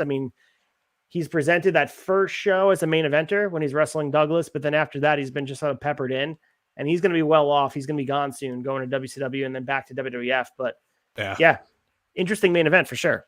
No, very cool. It's got flavor, and that's a lot of good shit to ask for. So the final thoughts on this on this card, and this is what I'm reading because I obviously didn't watch it. It's a house show. The person said 1995 ECW appears to be a time when ECW was best due to the storylines that were going on, not necessarily the in-ring product. Recommendation, please avoid. Listen, So I've been in crowds where there's a lot of crowd brawling and stuff like that. It's not the funnest, most entertaining thing to buy a ticket to go see live, especially when it's not a televised event. They're not really pushing all the big angles and stuff like that. But still, it's a spectacle. It's a spectacle to go to, and I fucking eat your cake and enjoy it, man. all right, so speaking of eating our cake, people are doing that in Philadelphia, Pennsylvania, ECW Arena. We have Hostile City Showdown, April 15th, 1995. This was the day after that house show. Just keep in mind when these guys are working double dips like this, putting their body on the line. Like Ian Rotten, Axel Rotten working a strap match, and they go and have a barbed wire baseball match the night after. Like, glutton for punishment, these guys. Yeah, it's like, pre-gaming the night before, then going to a bachelor party, and then flying to Vegas for a week, and then coming back home and doing it all over again. Well said. I mean, spoken experience, maybe? I'm not sure. Maybe. All right, our current champs are ECW World Champion Shane Douglas, who won it back on March 26, 1994. ECW World Tag Team Champions Public Enemy, they won it back on 4/8/95 at Three-Way Dance. And of course, our ECW World Television Champion is Eddie Guerrero. He also won a Three-Way Dance from Too Cold Scorpio. So those are our champs right now. We're going to see a little bit of a shakeup. Obviously, Eddie's shifts where, Too Cold Scorpio took it off him and where the TV title wasn't really highlighted a lot. Feels like it's going to be highlighted with Eddie Guerrero, which I'm really looking forward to. Hell yeah. All right, so we get an intro from Joey Styles. I mean, there was an awesome subliminal message at the start of the tapes that OG Fig Kid was able to secure for us. But just the presentation of ECW just feels like you're part of something. Like, and I don't know if that's quantifying in the right way, but you feel like you're part of a club, like an exclusive club. You're not supposed to be watching it, but like you happen to get your hands on the tape, and like just from the jump, it feels like that's what it is. Yeah, no, that little subliminal messaging was really cool. A very neat way to kick off a show, and it made you instantly pay attention. Like after that of static at the end of it, where it said "watch it" and whatever the hell else was on the screen, it went right into the match. And you really felt like ready for it, and you were already on the edge of your seat. You're captivated, right? That's how it starts. That's what a better way to kick off a wrestling show. So we also have Joey Styles, our favorite announcer. I mean, I can categorically say I think Joey Styles has a unique style that is a benefit to wrestling. I think he's better. He made the wrestling world better than he left it, in my opinion. Joey Styles is a very talented dude. He's different. Like he's not Jim Ross. He's not Gordon Sully. He's going to be doing it a different way. And Joey Styles leans into it. And that's why he's fucking awesome. No, 100%. I even loved his stint in WWE right before they relaunched ECW. Like, it was the best. I was there, I think, when he walked off in the middle of it. Like, I was at the show, and I was like, what the fuck is Joey Styles doing? And, like, we all thought he quit. I was like, what the hell was that? He went shoot, man, and it was fantastic. Joey is that kind of personality. You get Joey or you don't get nothing, That was always interesting to me that Vince actually allowed, and it was a weird time in wrestling where ECW was sort of the hot button thing following One Night Stand, and they were purchased and they did the relaunch, and ECW had a place on WWE television. So interesting to me that Joey Styles was the flagship type of announcer on Raw. Like that feels like a fever dream. I don't think that Vince doesn't seem like he would allow that to happen, but Joey Styles wasn't his cup of tea. He never would be his cup of tea. And he'd eventually, it's a short period of time. If I had to put my money on it, probably wasn't even a year that he was at the Raw announce desk, but crazy that he ever was. Yeah. And I'm fucking proud of our little Joey Styles from getting that far up and handling it so well. He did fantastic. And I thought it was one of the coolest things to see him and Taz sitting in an announce booth years removed from ECW. It was a fever dream. It felt surreal, man. I was likening this, and I was trying to think of some comparison from today. It would be like GCW 10 years from now. MLJ is the ring announcer for WWE. Like that's what it would be like. Like still the same guy. Like he's wearing the all over print Razor Ramon shirt. He's wearing the fanny pack. He's smoking a cigarette in front of the arena. He's letting you in. MLJ and Joey Styles, I feel like Joey Styles to ECW is what MLJ is to GCW. And I think that's how different it would be. And I know WWE's in a different spot than they were, but it's still very comparable in my opinion. Maybe. Yeah. No, I think that is a spot on comparison. And I'm not going to lie, throw email with some Zubas, and, and a Sandman Budweiser shirt. You got yourself a fucking hell of a ring announcer, man. Yes, for the record, I'm rocking the GCW pin. I'm a huge, as you guys all know, I love GCW and MLJ. As far as a ring announcer goes, talking about doing it different. He does it different. He's not trying to be Howard Finkel. He's not trying to be Justin Roberts. He does it in his own way, which makes him the best version of himself. And he just changes the game of what a ring announcers are. And he's just so goddamn good, whether it be, you could feel his passion more so than any other person that does the job. And I don't mean that as a negative towards anybody else, but MLJ is invested in the product. You feel it when he does the MDK entrance. And even when he's introducing guys that are not GCW mainstays, you feel the energy of like, welcome home, welcome to this bubble of GCW greatness that we have here. And MLJ is like the ringleader of all that. And he sets the tone for the night, whether it be like shaking hands at, outside by the merch tables or just smoking a cigarette outside, like on the boardwalk. He is GCW to its core. And I can't say enough nice things about it. When I do my ring announcing, I'm not trying to be MLJ, but I think about his presence. And when I'm not living up to being Justin Roberts or being Howard Finkel and not being this polished version of these guys, I think about MLJ, and he makes it okay to be yourself. And that's what I love about him. I love it. And very, very, very, very well said, sir. All right, so go with the opening match. We have Stevie Richards with Raven in his corner taking on Mikey Whipwreck in the opening contest of Hostile City Showdown. Lead us through what goes on in this match. This was a trip. Listen, Mikey Whipwreck looks like $1 million here. Super young. This is, before he's got the dyed hair and he's teaming with Tajiri. Like this is awesome, Mikey. He's got Ben Affleck's tattoo, on his shirt. He looks fantastic. But yeah, I mean, him and Stevie is a very good matchup, I think. I mean, Stevie's super, super small. And not in height, but like, body wise, he's not the most jacked guy in the roster, but neither is Mikey. And I think this is why they compare so well together. I mean, Mikey walks off in the middle of it. Like he's just not doing it, but Raven's there doing Raven shenanigans, fucking around. But Mikey gets the win, which I was very surprised about. I was not expecting it. I thought there was going to be shenanigans going all over the place. But listen, for what it was a pretty decent opener of a match. It was 8 minutes almost, and I thought it was fun, man. Good storytelling there. Raven's doing Raven shit. The pit bulls come running out at the end of it. It was good. I thought it was really fun. I mean, we even got a Public Enemy run through here, and it was a solid start to the show. I really enjoyed it. Yeah, for a second, I thought they might have done an impromptu 8-man tag in this match to have it happen because all the guys were in the ring. It just didn't happen. Maybe they'll build it for the next event. The other thing of note, Stevie debuted his short shorts, and the announcers made sure it was clear that it was the first time he's ever wearing them. And the reason why he's wearing them is he wants to look more like Raven, but it becomes synonymous with Stevie Richards' look. Even when he's not with Raven anymore, it becomes what he is as far as ECW goes. Even when he's involved in the main event, he's rocking those short shorts that becomes not even like a gimmick. It's just his accepted attire. When they're saying how weird it is to see it, to me, I was just like, it's Stevie Richards. So it didn't pop a reaction from me at all. I just thought, yeah, it's Stevie Richards. But they were like, yeah, I can't believe he's wearing those shorts. And they were really trying to get over how bizarre it was at the time. But, it is Stevie Richards. And the dude's super talented too. I mean, he's still giving back to the business. We talk about Stevie. He has his own wrestling school. And man, Stevie was awesome. Yeah, but listen, 1995, everybody had a pair of denim short shorts. Hawk still wears them, dude. Hawk wore them in Chicago. Yeah, no, absolutely. Like it's just what you do, man. So good. So the next matchup is not much to really talk about. We got Subo Genjin defeating Tony Stetson, and they're trying to get the Subo Genjin guy over. Very like Jimmy Snuka like offense with like the undercut chops and trying to stay grounded, but has like that one moment where he gets off the top rope.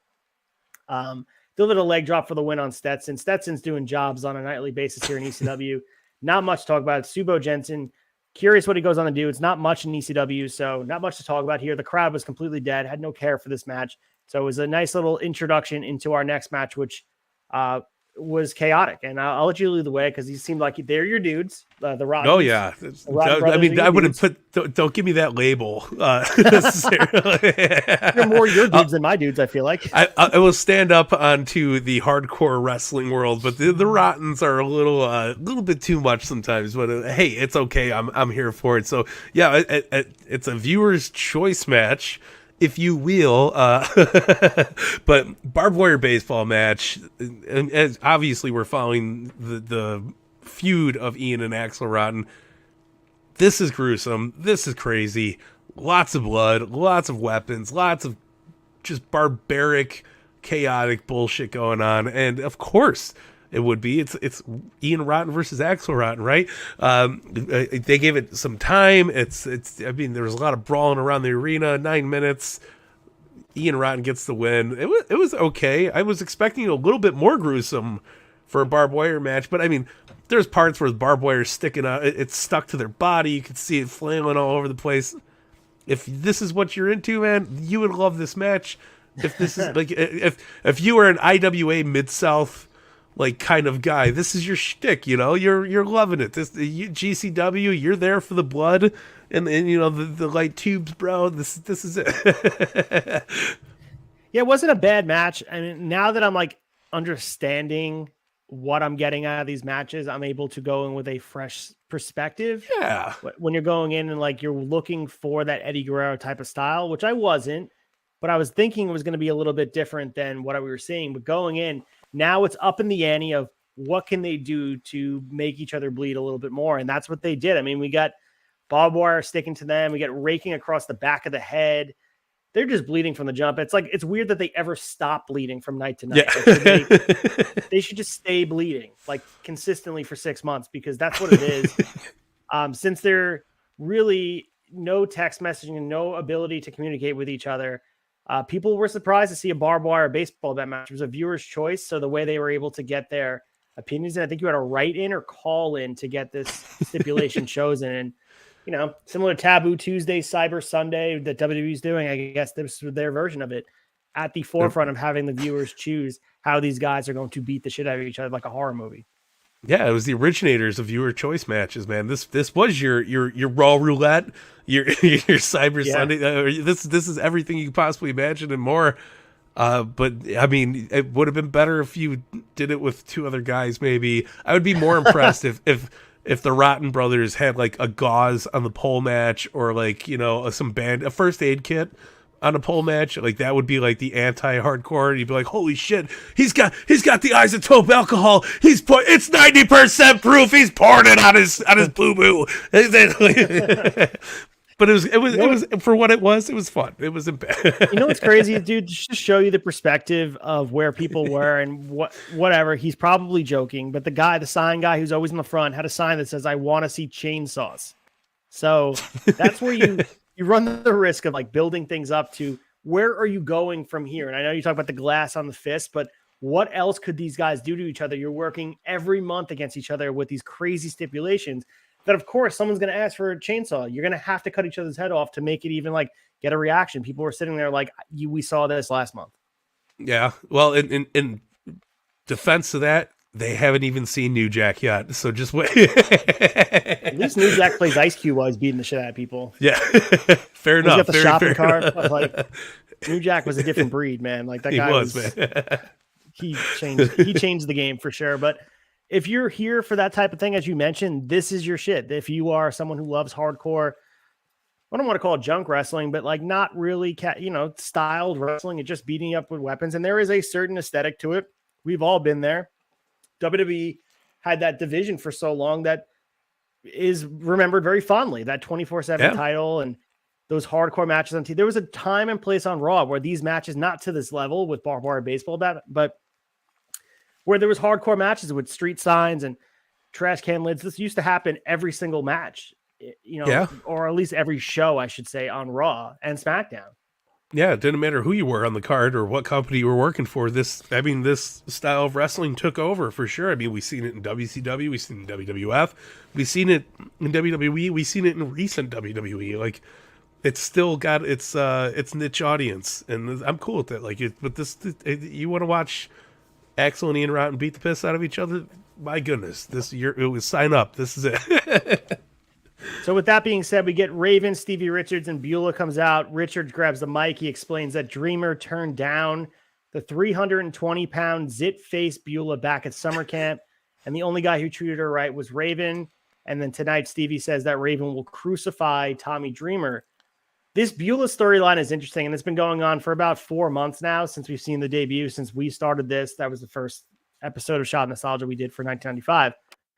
So interesting to think about how influential this storyline really is, where Stevie Richards and Beulah, Raven, all these different characters that have such a huge involvement in the wrestling business, and you can follow each of their little paths that they go on to do crazy, awesome things and very, very memorable things, but nothing's more memorable than this. I feel like this is what they're going to be forever known as, and that's something. It says something.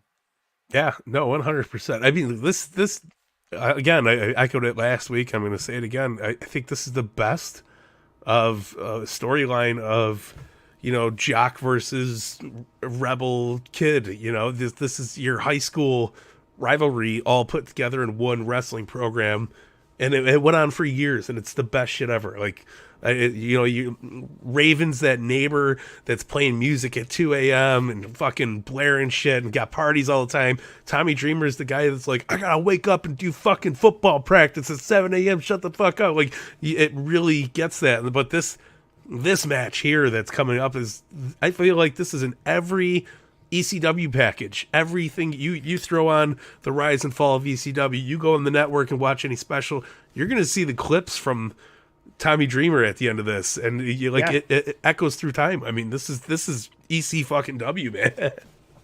Yeah, it feels like these guys wrestled time and time again, but this is the most memorable, as you mentioned, event that happened. We'll see it time and time again where Beulah falls into the hands of Tommy.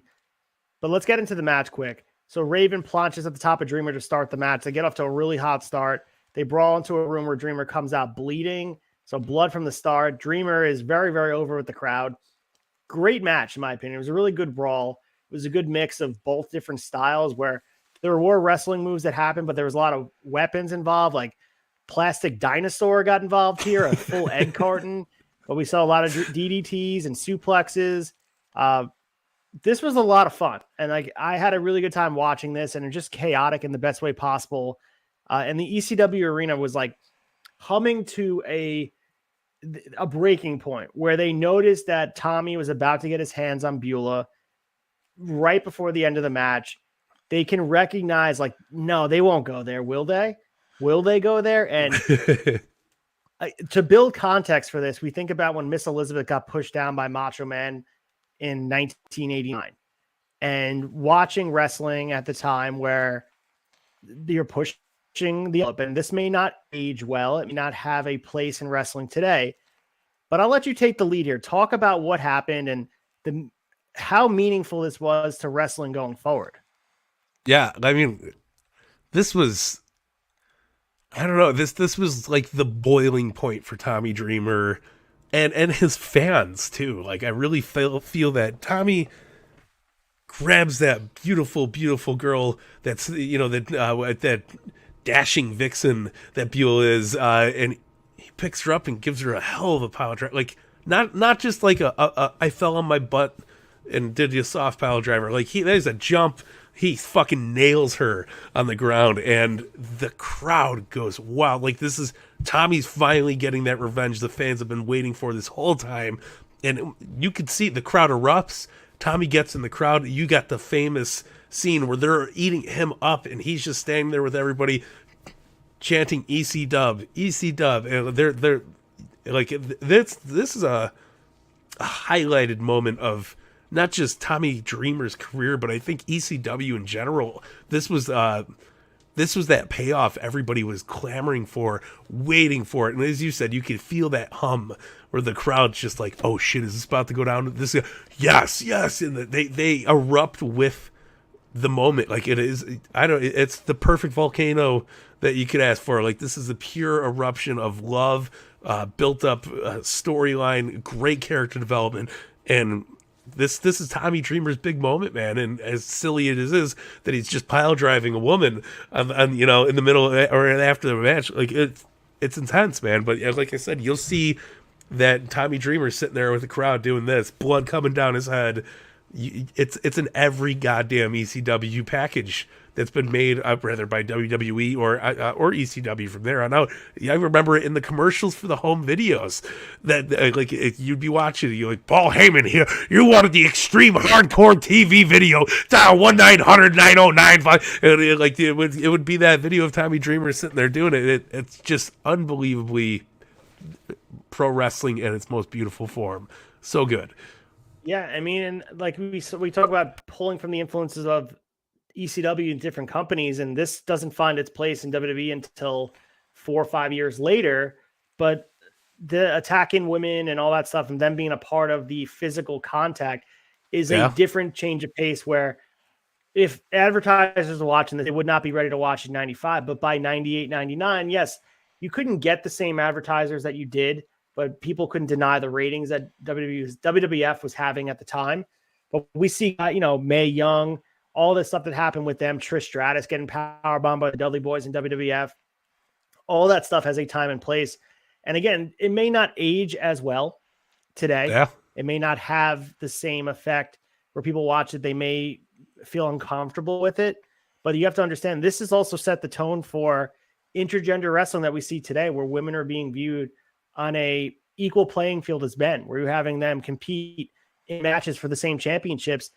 And although it wasn't done with that sort of in mind by Paul Heyman, there's no way he had that intention in his mind. It's sort of what paved the way, where a lot of these women that are physically, this was unheard of. I think that's what needs to be said here. It was one of those things that was just these managers or valets would get involved. They distract you. They would low blow you. They would get involved, but you never could do anything about it.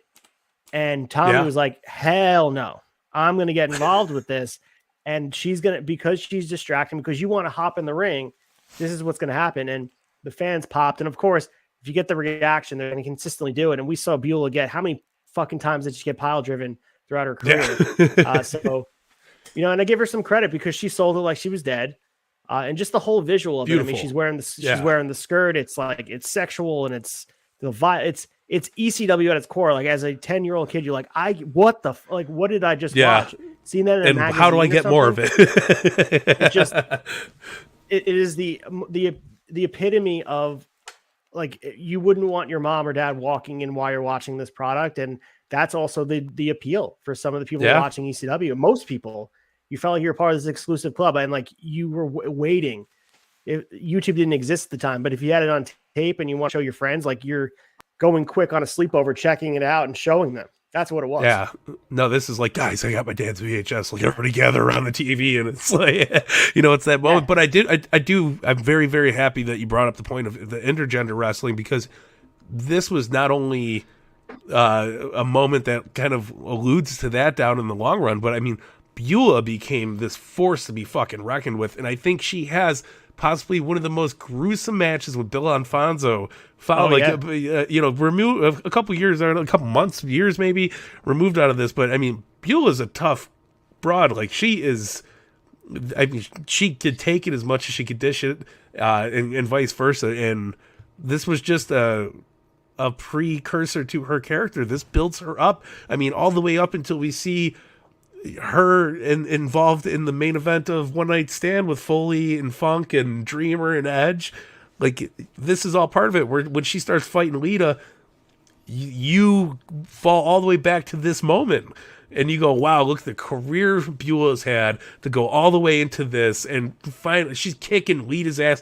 I'm fucking here for it. Like, it was awesome. And it all starts here. Like, this is, you wouldn't have those good moments that you had at One Night Stand without this moment here. And I love the full circleness of it all. And I think it was fucking unbelievably done. So damn well. And just as good as Tommy Dreamer's rise was here, Beulah's is just as good going down the line. And it's beautiful, man. It's good storytelling, fucking pulling through. When you watch this in a vacuum, I'm sure people will say it's a masochist way of watching wrestling, where it's just woman hating and it's just doing it for shock value. But I think if you watch the full scope of Beulah's career and watch the full scope of where Paul Heyman's mind was, he couldn't have had in his mind what intergender wrestling would become. But I think when you see the comeuppance that she's able to get on the male counterparts that do attack her, and she's able to be viewed as this strong character in the ECW folklore, she has the ability to get her. It's not just for shock. she gets her revenge. And I think that sets the tone for women like Ali Catch, who's being viewed on the same playing field, or Masa Slamovich, or any of these women that are killing it right now on the independent scenes or in GCW, that have the ability to be looked at as the equal counterparts to their men. It wouldn't be shocking to see any of them beat men. And like, if Ali ever won the GCW championship, it wouldn't be looked at as weird, and it wouldn't be looked at as like a weird booking decision, because we set the tone here. And I'm not saying ECW again. Don't get me wrong here. I don't think Paul Heyman had that in mind, but by setting this in motion, I think by treating women in this way and having them, not the initial attacking her, it's the other things that got laid out after this, where Beulah was able to beat the shit out of Bill Alfonso, and she's able to get her revenge on Tommy Dreamer, and she's able to have this bloody, crazy match in the ring where she's presented as a threat. She's not getting accidental offense. She has this way of just presenting herself as a competitor. That sets the tone. What Impact did, I mean, you had Blanchard winning the women's Impact, the world champion in Impact. Yeah. Like, that was the culmination of all of it. And maybe someday we'll see Charlotte Flair winning the WWE Universal Championship. Maybe in our lifetime we'll see someone like that. Maybe it's Aurora Levesque. Maybe that's going to happen. But I just think this is like sort of, I'll put my money on that one. I look at it maybe glass half full a little bit on this. Like, I know people want to look at this and say this is like wrestling at its worst, but if you spin it, it really became wrestling at its best, where women were treated as equals in a way that they were able to be equals. And that's the best way to look at it. No, and just to echo that a little bit more, I mean, you're looking at a time where, in 2-3 years removed from here, WWF ain't doing anything to paint women's wrestling or strong or their strengths or anything in a pretty picture, because it's just divas, and they, everything's a bra and panties match, or like, you got to wrestle in a pool of mud, and like it was degrading as hell at the time. And this is in 1998, 1999. We're looking at 1995 wrestling, where it's kind of building up. Like, I mean, Beulah becomes the mom scout for ECW. Like, she's the one that will be like, don't fuck with my Cubs, like she'll kill some people. And like, you fall in love with it. You believe it because she shows that side of her. She's a strong, independent woman that obviously bloodies and almost kills Bill Alfonso in a few years. Like, this is the beginning of, showing women in a strong light, I think, in a pro wrestling era, outside of like, late 80s and Cyndi Lauper and stuff like that. This is a whole different ballpark, man. And kudos to them taking a more realistic side of things with that. Yeah, we were 6 years removed from Miss Elizabeth being dainty and like crying in the corner as Macho and Hogan are fighting over her, and she's being carried out because she got knocked off the apron. Meanwhile, Beulah shows up to the goddamn hardcore TV tapings the next week after being pile driven. That just shows full scope. And what we're seeing we have the women only pay-per-view, we have women main event WrestleMania, where wrestling went for women. Beulah has to be put in that category as far as trailblazers go, because she was in there hanging around in a very, very volatile environment, and she held her own. And I think 100%. She doesn't really get her just due, and maybe in some circles she does, but I think people need to look at this as more than just shock value. This is sort of laying the groundwork for what women's wrestling could be. Yeah, 100%, man. All right, so that was a good conversation about it. I'm interested to have more conversations and what you guys think about that, and because I know it got a lot of negative press as far as even today. People have an issue with it even being on Peacock still, but to each their own. But let's lead the way with the Eddie Guerrero versus Dean Malenko television championship match. Mike Belcaster laid out for me this beautiful, beautiful match. Almost 30 minutes, dude. This was great. Yeah, and listen, I can't really say too much more than you guys got to go watch this. This again, and I think I say this every Eddie Guerrero match, every Dean Malenko match. If you are a fan of the art of pro wrestling, this is right up your alley. This is must see shit. And if you're not watching this, or if this is something that's missed your radar, I'm telling you right now, go seek it out, find it in whichever context you need to watch it, be it on Peacock, be it on Eddie Guerrero best of DVD.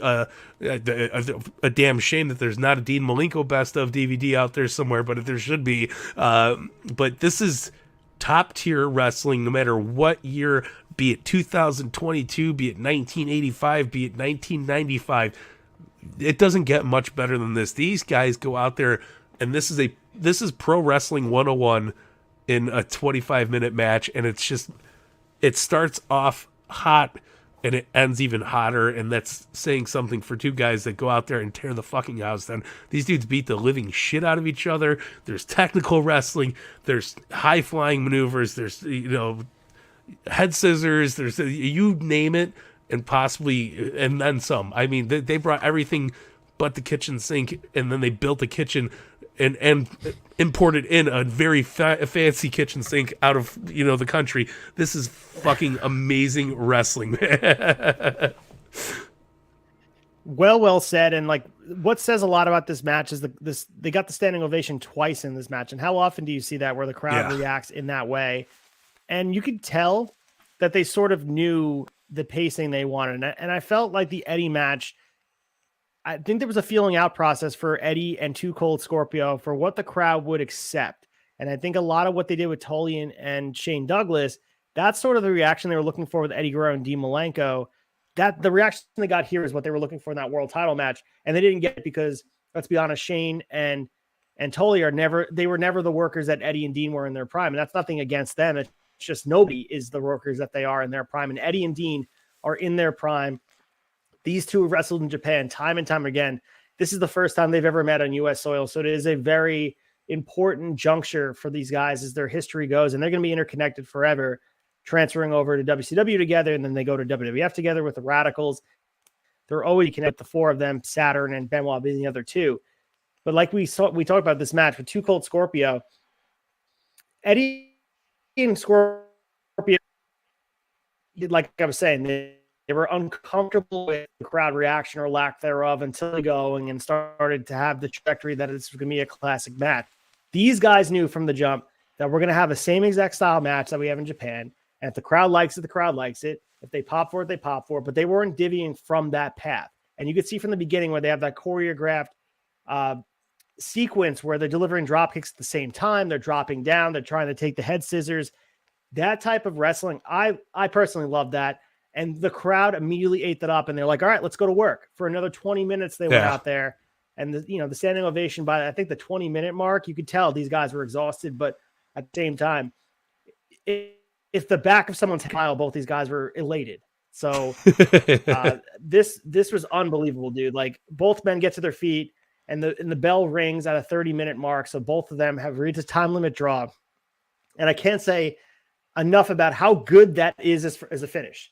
I walked away feeling satisfied with the 30-minute finish because you could have went roll up. You could have went Dean winning the title from, but it just builds towards a future match. And for whatever reason, this if you're looking to pass 25 minutes, 30 minutes quickly, turn this match on. It's going to fly by.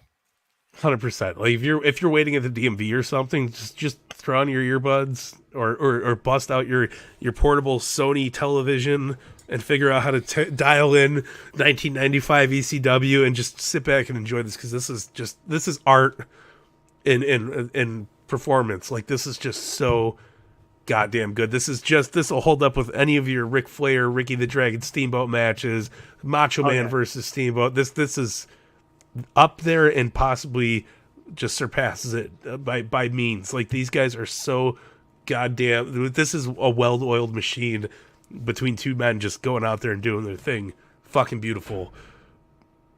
If you're looking to make a compilation of like 25 of the best matches, you have a hard argument to make if this match doesn't make it. Yeah. This match deserves to be on it. It's one of the greatest matches, not only ECW history, but wrestling history. I'm not just saying that. Go out and watch it and prove me wrong. Tell me this is not one of the greatest matches you ever saw of two guys that are just out there that are meant to be professional wrestlers. They are meant to do this. They're put on this goddamn earth to do what they did that night. And it's a definite match of the year. I'm not sure if it won match of the year. It got 4.5 stars from Meltzer, which is shocking to me, dude. Like, this should break the scale. We talk about Kenny Omega and Okada getting 7 stars. This match deserves all that and more. Like, this match, because of how groundbreaking it was. This wasn't happening on a nightly basis, and you stack this in the card with different matches like the Rotten match and also the Sandman and the Douglas match. This match exists in its own little world, and you have to put the context around it. where everything else is happening. And also think about, and I say it every week, what's happening on WWF side and what's happening on WCW side, because it's certainly not this. It's not this at all. No, not even close. It's like watching Mr. Rogers and then going and throw on cops afterwards. It is fucking night and day. But like best wrestling, like it leaves you speechless almost. It is some of the best technical, like just two dudes going in there and not honing their craft, but like giving it their all and everything that they've worked up to at this point. This almost surpasses a Kenny Omega Okada match, because this was happening. This was revolutionary at the time. I mean, if anybody learned anything, Okada and Kenny Omega learned how to work by watching a match like this from this era and going, holy shit, nobody does this anymore. What the fuck did we just witness? And that's I feel like very much so that's what this whole match is. It's just it's a love letter to the art of pro wrestling. That it is. And we move towards the World Championship match, which is the main eventing again. It's like 4 matches down on the card. We got Shane Douglas defending his ECW World Heavyweight Championship against the Sandman. Douglas has woman in his corner. This match is pretty quick, 7 minutes and 52 seconds. But the ending, so Sandman missing a modified flying leg drop, as they put it. Modified mean he botched it. Douglas manages a backbreaker of some kind. He floats over Sandman in a corner, who runs his shoulder into the post. Douglas grabs a CFCW, and then woman whacks him in the knee with the Singapore cane, and Sandman collapses Douglas for the 3. So we've got a new world champion. So Sandman and woman reunite. Douglas throws a Bret Hart fit down on the floor and puts on a Monday Night Raw shirt. And Shane tells the crowd they can kiss his ass, and then he leaves. So not the best match. Sandman certainly leaves a lot to be desired, especially following that match. But he's our world champion here. I mean, how are you feeling about Sandman being the champion? I'm okay with it, but I feel like the win is completely overshadowed by Douglas slapping the Monday Night Raw shirt on and doing his little pissy, footing and walking out.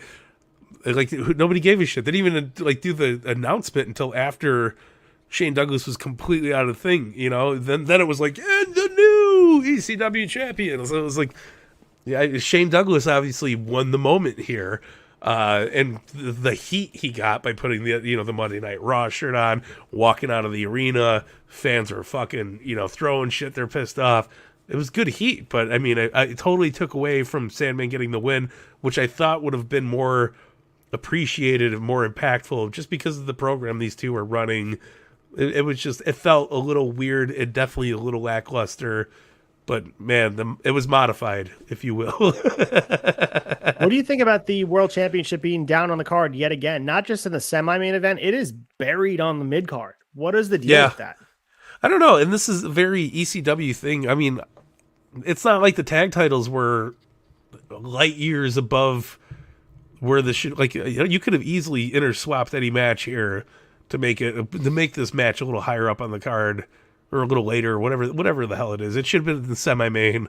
I mean, obviously, we have Cactus Jack and Terry Funk, which, I mean, that's like, having 2 outlaws come out of the retirement and do their shtick, which it very much so was. But, yeah, it's just weird, man. I don't know what the thinking was. I'm not against it either, because you kind of got a high point in the middle of the mat, or in the middle of the card, but it's still very weird, and especially with the next match being the tag team championship match, which, I mean, the crowd was way more ready to fucking roll with.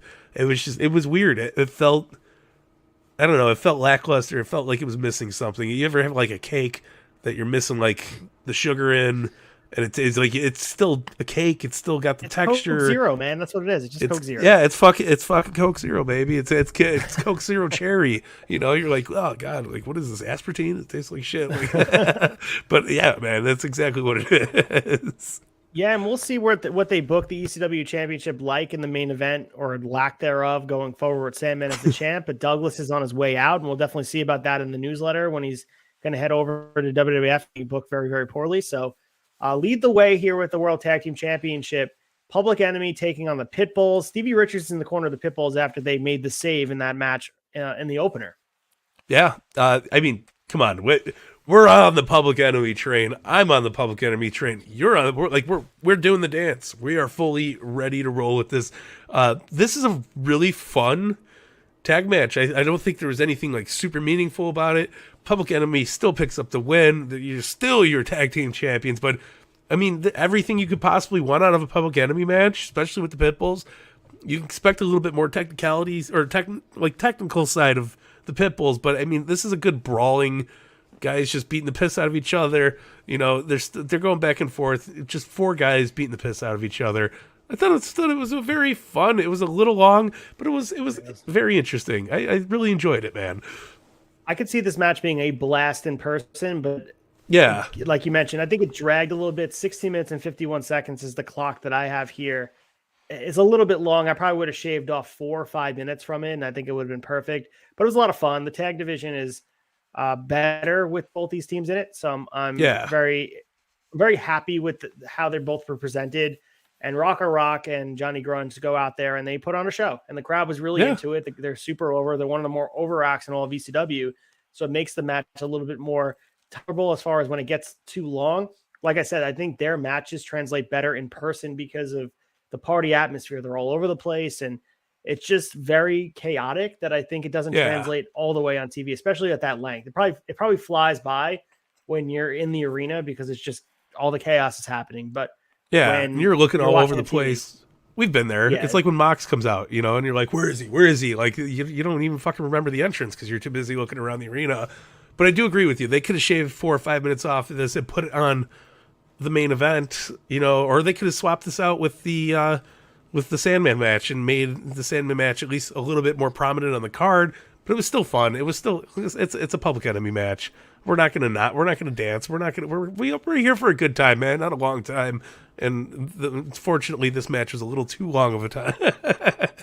So the next match here is sort of the buffer between this and the main event. 911 Paulie and his Ron Simmons being treated as a talent, and thing goes here. It's a short clip. Simmons goes for something up in the corner. 911 counters. Super choke slam. That's it. Match is over. Ron Simmons gets squashed here by 911. Ron Simmons, correct me if I'm wrong, is on his way to WWF at this point to take on that gimmick where he has that weird like comic book helmet on, right? He becomes goofy shit. Farouk, but he's not exactly the exact same character we come to know, but yeah, he's on his way out. Clear. Yeah. No, absolutely. And I mean, listen, I'm glad he was putting over 911. I think Paulie was really trying to build up 911, and this was a good step in that direction because Simmons is a big fucking dude. No matter how goofy he looks, no matter what they're dressing him in, no matter what kind of gimmicks he's got on, he's a scary motherfucker. And to have him, you know, get shot out from 911 with the super choke slam, how can you not pop? Especially if you're there in that live crowd, pandemonium. You'd be like, "What the fuck, man?" And I think it just built up that lore of 911 because every time, like even like 97. 911 coming out, man, like you felt that presence. You're like, oh shit, this guy's here to fuck some stuff up. And I think this is just a nice stepping stone towards that character development for him. I love it. Yeah, so we'll see what goes on with 911, but we move into our main event, Cactus Jack taking on Terry Funk. This feels like it's been built up for 4 months or so because we saw Terry come back 2 weeks ago in our time, but that's 4 months ago in their time. Lead us through this match. What'd you think about it? And like you mentioned, they gave it 13 minutes, but tell us what happened in between.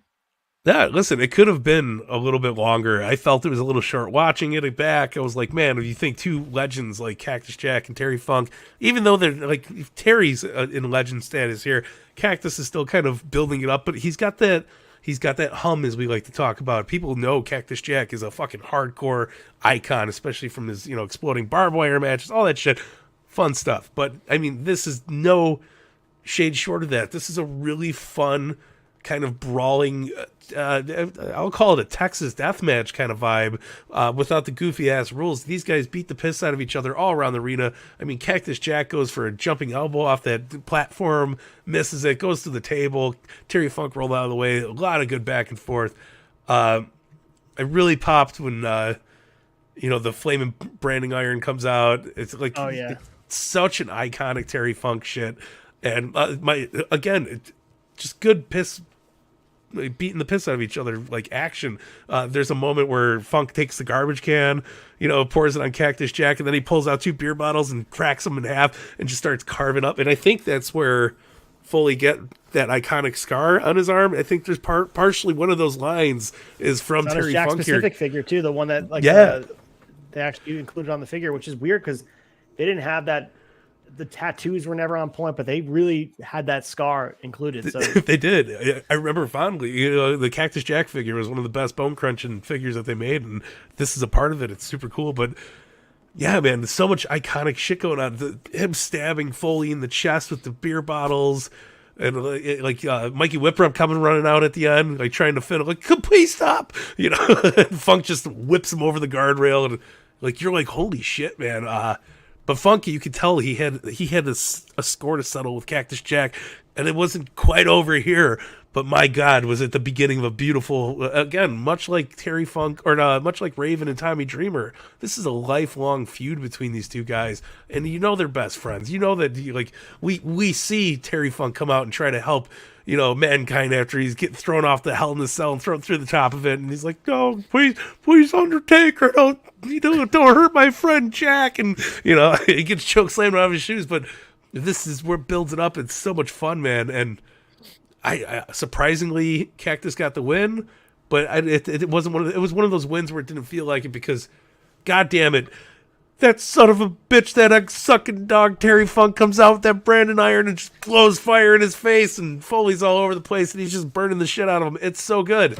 This is the best you could ask for out of a Terry Funk Cactus Jack. Little blow off. We'll call it a blow off because we know they cross paths again later down the road. So damn good. So we also saw Sandman pop in this match too. Yes, I fucking totally forgot about that. So that was another thing to mention.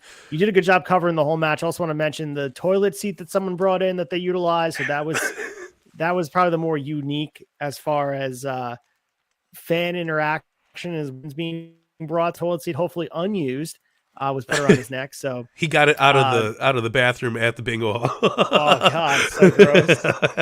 Oh man. The ECW arena toilet seat is the most hardcore shit ever. Pun intended. Hell yeah. No, but we never know. So I'm going to say I'll paint that war right there. That's the guy who just literally ripped it off the toilet in the arena and brought it to the front row. Yeah, $750 cash in an envelope is not worth that toilet seat being put on my neck. So. He's hardcore. I mean, this match was good. It was just a crazy brawl. And I mean, there was a point where I really thought that he was going to just take the branding iron and like put it on his face. Like that's the level of these guys are insane. And like they never stop being insane. And I'm sure Terry Funk somewhere is being insane right now. And bless both of those dudes. They are just absolute legends. We talk about Dean Malenko and Eddie Guerrero being connected forever. Cactus Jack and Terry Funk are always going to be connected, whether it be in this or Japan or when they wrestle for the tag titles in the dumpster match at WrestleMania, which is awesome. Yeah. Hell yeah. Hint, we might be talking about that sooner than later. Hint, hint. We'll talk about that at the end. But goddamn, this was a lot of fun. And this was a good way to cap off this event. I thought it encapsulated really what you expected from the two of these guys going out there. And they're good friends, and you could tell that they trust each other and they're willing to push the envelope about what a hardcore match should be. And it's not just done in bad taste, where it's not just done for the sake of doing it. There's some psychology involved here, believe it or not. This is miles ahead of Axel and Ian just going at each other with barbed wire. This is good storytelling. Good. You feel the connection between them, even that they're ripping each other apart. Like, I love Tom to death, but I'm not going to let him rip me up with the fucking beer bottle anytime soon. He could sell me ECW tapes, but yeah, he's not cutting me up with no Busch Light bottle. All right, with that being said, let's get to the chaser. Let's talk about our favorite part of the event and lead into closing the tab.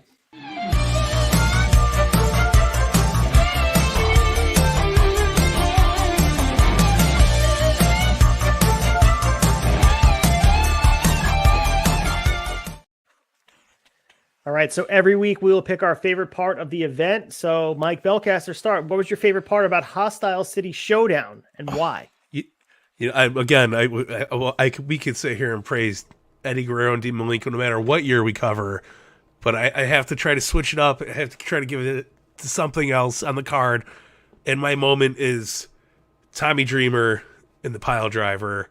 That iconic crowd shot, him bloodied up. Finally, Tommy's got balls. He stood up. He did, he wasn't taking shit anymore and just chanting with the crowd. ECW. It's a moment that will live on forever because WWE makes it live on forever by putting it in every ECW package that will ever be produced from here on until the end of time.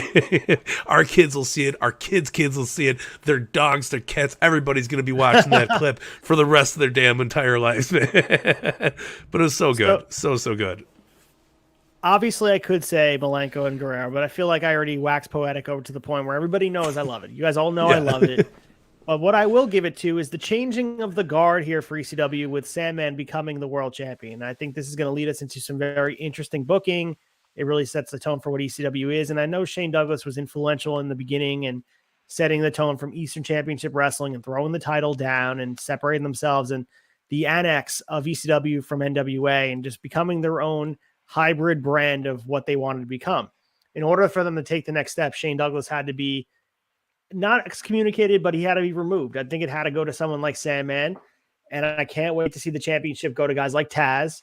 And I'm just very excited to see the championship be involved in other characters that are more conducive to this style of wrestling that is the anti-hero. And Shane Douglas was still sort of the traditional wrestler, wrestling in tights, and his matches were okay. But I'm very excited to see where it goes next. Like guys like Cactus Jack and Terry Funk are more interesting to me than he is at this point in 95. No, 100%. I could not agree with you more. And, we even see it last, Shane Douglas eventually returns. He still is that wrestler. He's one of the only guy that is wrestling in tights, on the ECW show, as crazy as that is. But the change of the guard's healthy. It's good for the business.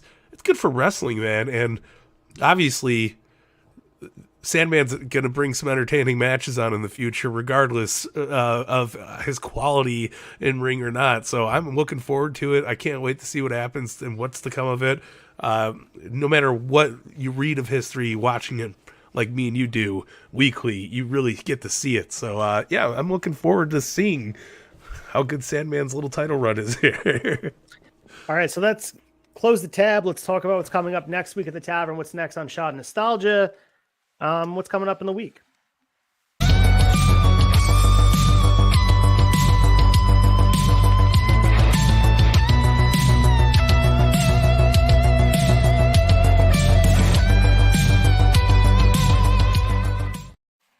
Hell yeah.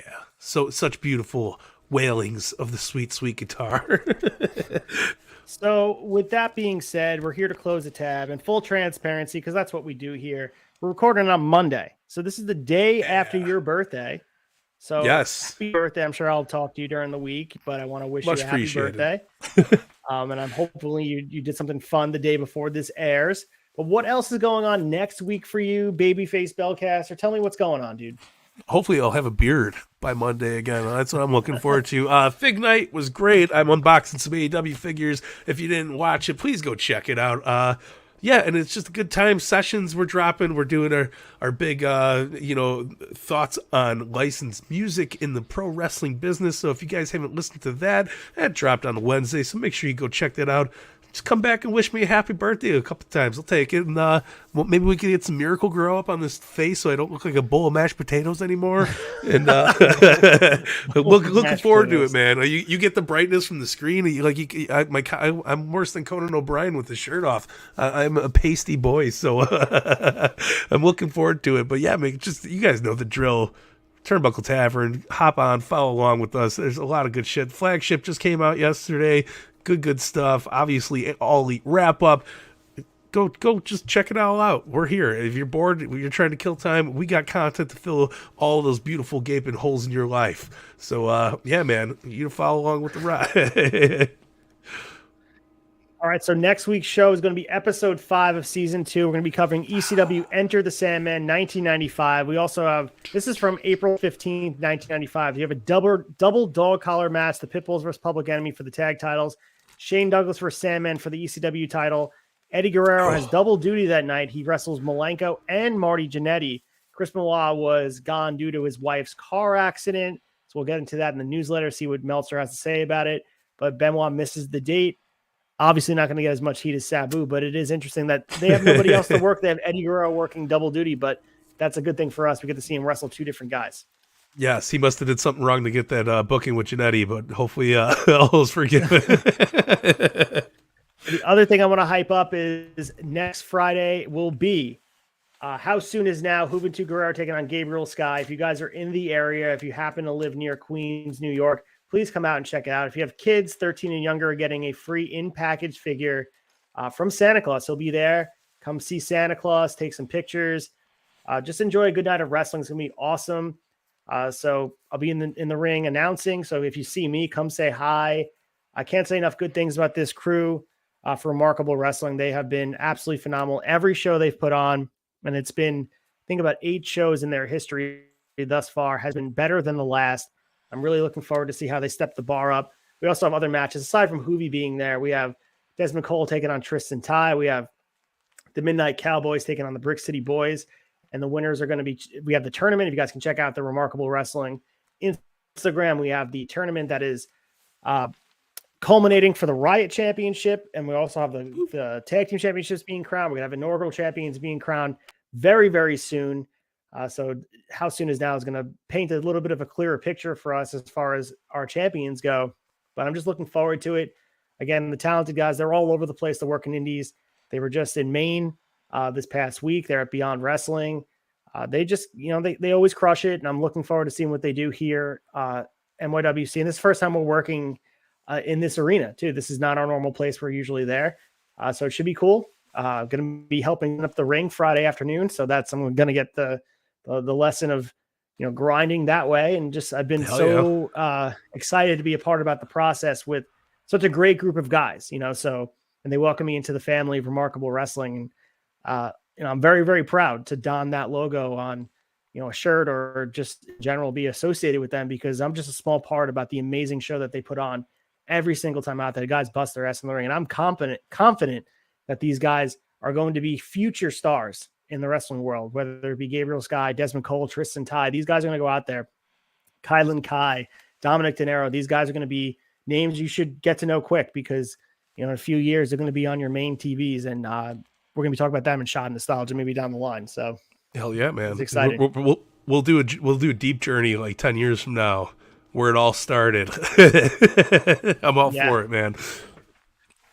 So yeah. And maybe we'll save till next week doing the infant fart, because we only have a couple minutes left, unless you want to give it. You know what? Go ahead, Belcaster. You do it quick. Give us the announcement. All right. So season 3 of Shot of Nostalgia right here at the Turnbuckle Tavern. We are going in a little bit in the future, about 3 little quick years to 1998 WWF.